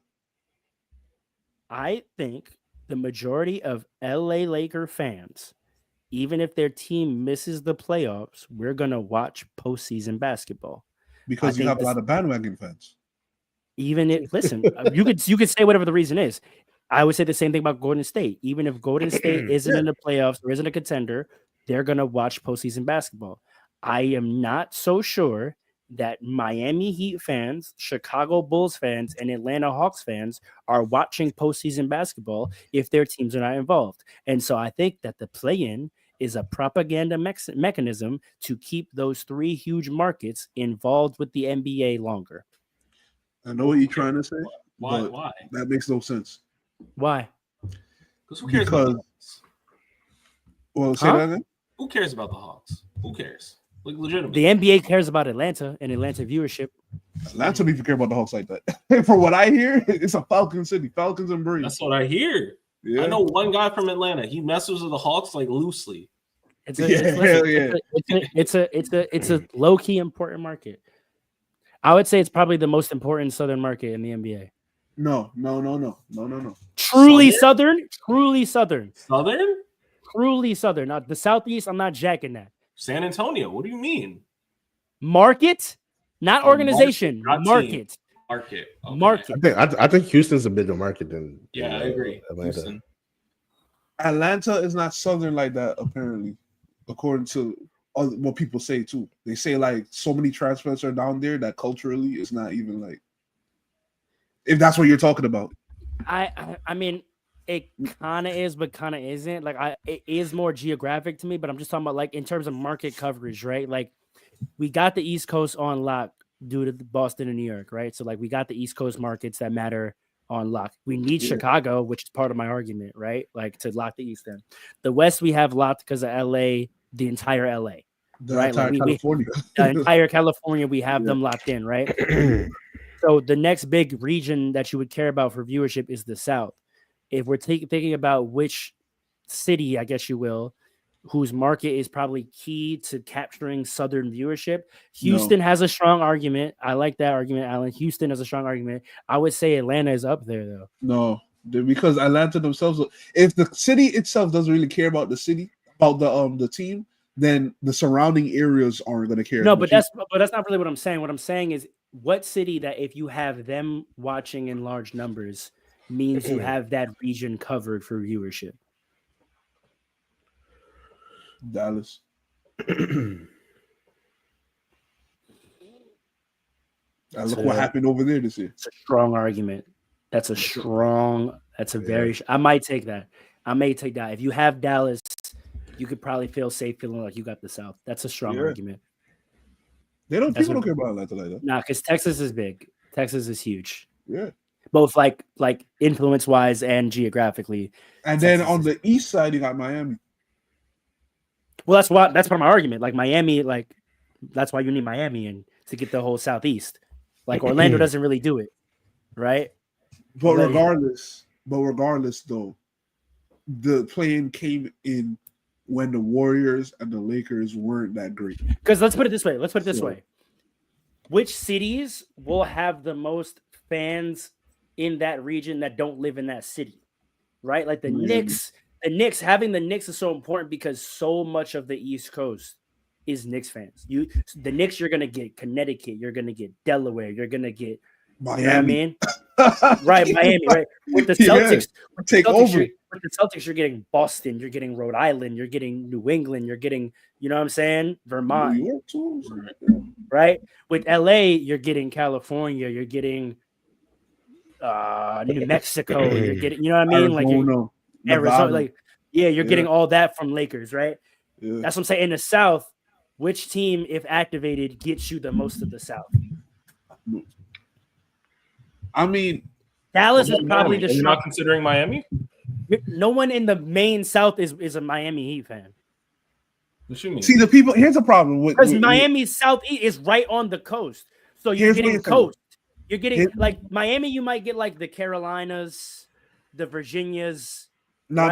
Here's the thing, right? It's about the amount of transplants that a city has, right? So, New York, people from New York move all over the East Coast. That's why. I wouldn't say it's the transplants. I would say like who is the team that the surrounding states that don't have a team would associate themselves with, right? A lot of those states don't care about ball like that. They're football places. No, of course, but in terms of coverage, right? So like with New York, we're getting 3 other states, right?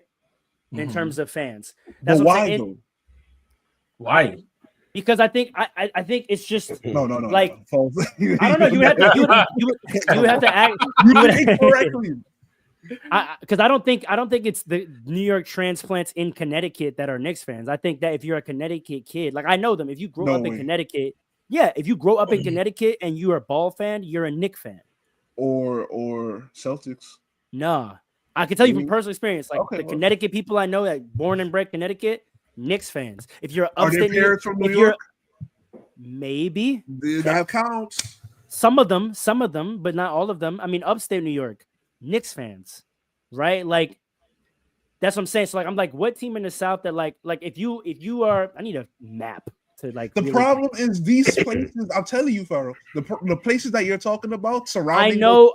Generally they don't, but I'm saying if you're talking about They don't move coverage, around. Like they stay there for generations, and their families but stay I there. know, but I'm not talking about That's what I'm talking about transplant. I'm talking But about you kind of have getting to. so like New Mexico, right? New Mexico, they don't have a team. Who do you think for the ball fans that are there, and there may not be a lot, I'm acknowledging that, but if there are ball fans who grow up in New Mexico, who are they likely being a team of? Are they Nuggets fans? Are they Suns fans? No, Are they Jazz fans? no. Are they OKC fans? Those are all the 4 states that surround them. You Most never know. likely not, KD right? and To your Westbrook. point, to your point, they're probably a fan of a team in Texas. To Alan's point, right? Or LA. I guess it determines. Like, I would like to know like the TV deals, because a lot of places have local markets. So I want Well, to know. that's part of it too, right? Because Yeah. if you don't have a local market team, all you're Mhm. watching is either NBA League Pass or national televised, right? So which of those teams is going to be on national televised more often, right? Probably a Texas team. No, a lot of teams though, they still do like a team like New Mexico, whatever. I forgot which surrounding states you just said, but like one of those teams would have the local market access to there. That's So fair I would point. We don't know that. I yeah, would love to look into yeah, that, but like yeah, that's what I'm I'm kind of saying. Like a team like a state like Nebraska. If Yeah. there are any players that like basketball in there, who is Nebraska most likely going to be a fan of?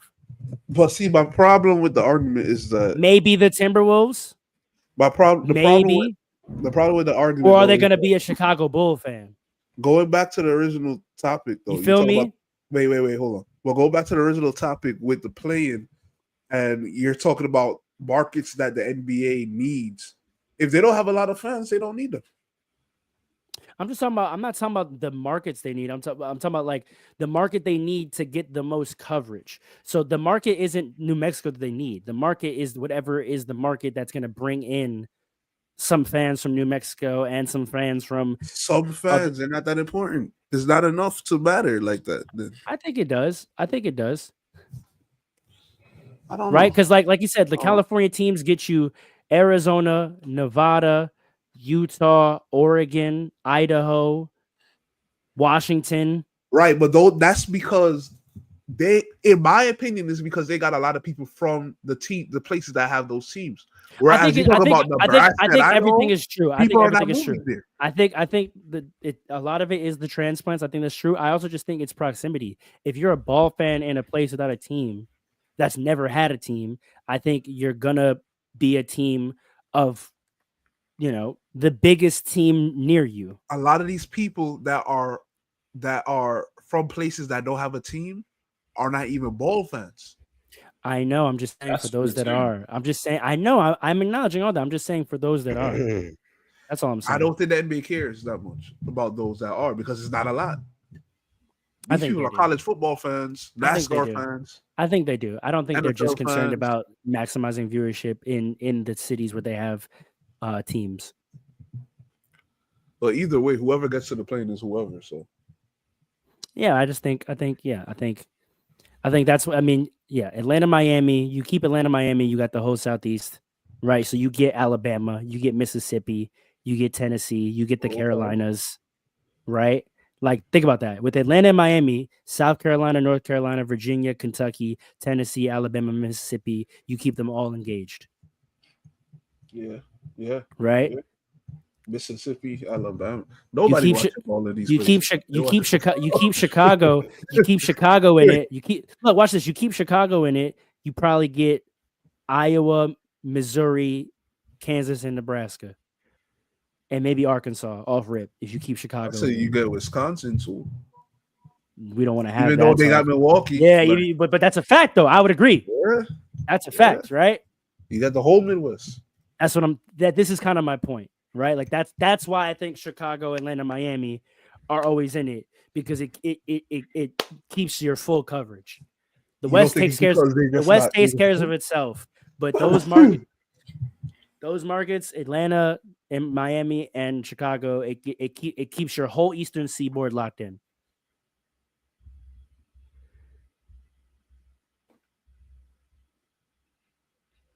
That's my big conspiracy theory about the plan. That's all. So you don't think is that they just not like they're just good, like good enough? I should say. I mean, obviously, the reason they end up in the play-in is because they're not good enough. But I think there's probably an analytics department that looked at the 3 teams in the East that were constantly missing the playoffs for a few amount of years, and we're like, if we found a way to keep those teams engaged, our viewership in this circle on the map would stay engaged longer. And I think that made a lot of sense for them. So, I mean, so what would Adam Silver do if the Hawks wanted to trade Trae Young? It'd be a problem. I mean, I always do find it interesting the star players that are stuck on bad teams that never really get to seem to leave. I always find that interesting. That doesn't happen anymore. That's an old thing now. A little bit, but Trae Young, like, I feel like he could have got up out of there, and he seems to kind of be stuck there. Don't be surprised if they trade him this year. Because I think this summer might be. He's never really asked for a trade either, or that we know of. Think about how hard it was to get Jimmy Butler out of Miami. But it happened. I know, but like, there's a lot of they keep certain teams relevant, even if they're not good. Even if they're not good, they keep certain teams relevant. But I'd argue that was only because of Jimmy Butler. He's the one that he was denying each team he wanted to go to, and they would like took their hats out of the race. You know what I mean? I know. I'm just kind of. I'm paying attention. That's all. Right? I'm paying attention. Head on. It took a while. It took a lot to get Zach LaVine out of Chicago. Yeah, that's a lot. That's a fact. You know what I'm saying? Like, it took quite a bit. He's on the Kings now, which is the Western Chicago. It's kind of what I'm. You see what I'm saying? You see what I'm saying, bro? You see what I'm saying, bro? Like, yeah, when they sanction you saying that, that's not a great. Folk and them would not sanction that at all. That's all. All right. On phone and grave. I'm a civilian, man. Don't mix me in this. I seen Chance the Rapper the other day. I forgot who was in Chicago, but someone came to Chicago and did like a pop-up show, and he commented, "Folks was in Chicago," and I said, "Chance, Chance." Okay, Chance. He's a 69. civilian too. 69. No one's ever. We know about 63rd. No one's ever informed us what be happening on 69. It's a mere 6 blocks. It's a mere 6 blocks. Is that where Chance is from? Yeah, he's from 69. Was it part of a senator or something? Alderman. Oh. Also, what that mean? I just found out this past year that Jadakiss came from a very well-to-do middle-class family and went to private school. So what that mean? Wait, really? Jadakiss? Let's end this podcast, man. So what that mean? Are you sure? Brother, look up Jadakiss's family. They own businesses. They do now. Since when? No. His father and mother owned businesses. He went to private school, and this is not me saying he's fake. I'm saying those children of that situation could still get outside, because his dad got on the podcast where I found this out and said like, yeah, like we always was trying to get him to. But when he really wanted to be when he really wanted to be an artist, and then we saw that he was good, we were like, all right, man, rock out. So it don't matter. It don't matter that Chance's dad was into politics. That means Chance could have still been at home, coming home after the street lights came on. We don't know. Don't let T. Morant hear you. Let's end it. Why would you break him up? We found out Jadakiss's name is Clarence, and his parents had a really good marriage. They did. A real good marriage. They did. They flourished. Bro, his name is Jason Terrence Phillips. What? What? Yo, let's end this podcast. Yo, they said his Wikipedia, at age 12, he began hustling after his parents asked him to earn his own money. You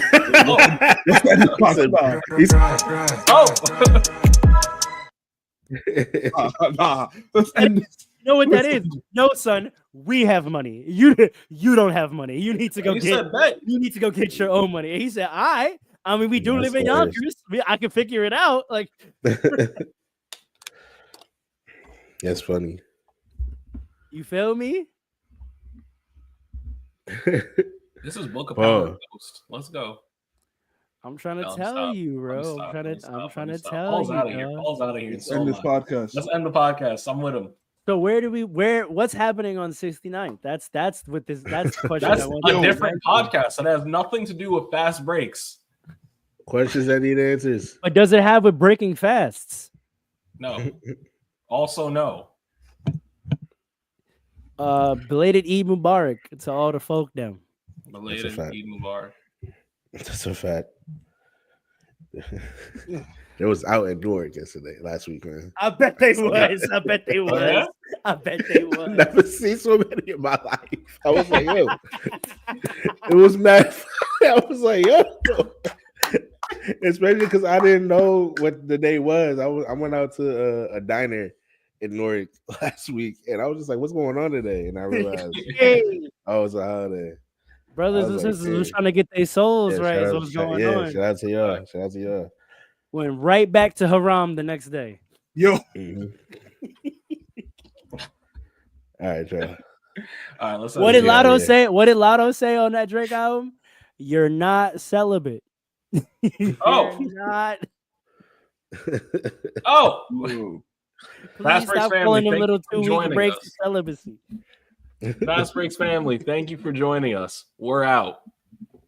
Yo, light it up. You said that's how they feel about Juneteenth. Stop it right now. They gonna say like, "Hey, what's going on?" No, it's the opposite. It's the opposite. Yo, if you ever go out in Williamsburg or Bushwick on Juneteenth, they be out with their cameras like there's like a touring circus in town. A touring circus is a wild word. Brother, I've been at brunch. I've been at brunch, and the DJ's doing a Juneteenth set, and we'll have some shirts on, and them folk will like walk down the street and be like, "Oh my God, look, they're celebrating Juneteenth," and pull out their phones. That's nasty. That's nasty. Nasty business. Immediately killed my mood. That's nasty. I don't want to be part of this no more. Look at that. I'm Look like, this must be tradition. Imagine in 1690, they're like, "Oh, look, they're free. Look at them being all free and yo, look at them all free and happy. Look at them. Look for them all free." That's crazy. All right, y'all. Hell running around. We're out. We're out. Come on. Peace. Fast Breaks. We out. Freedom. Doesn't freedom look so nice? We don't need to know what's on 69. Come on.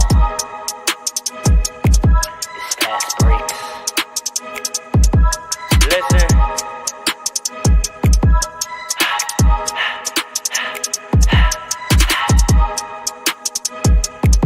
We back with another one. Fast Breaks, yeah, we coming with the takes. Never early, never late, but we always push the pace, yeah. And we really study tape, y'all just view the highlights. Man, we really watching games, yeah. You just watch from the stands. We run 3-man weeks, Paul, Trey, and Allen, yeah. Way more than a fan. We got love for the game, we don't have to pretend. Got it out the mud like you get it off the glass. I'm to run the fast break, throw me the outlet. Yeah, we got it out the mud like you get it off the glass. Time to run the fast break.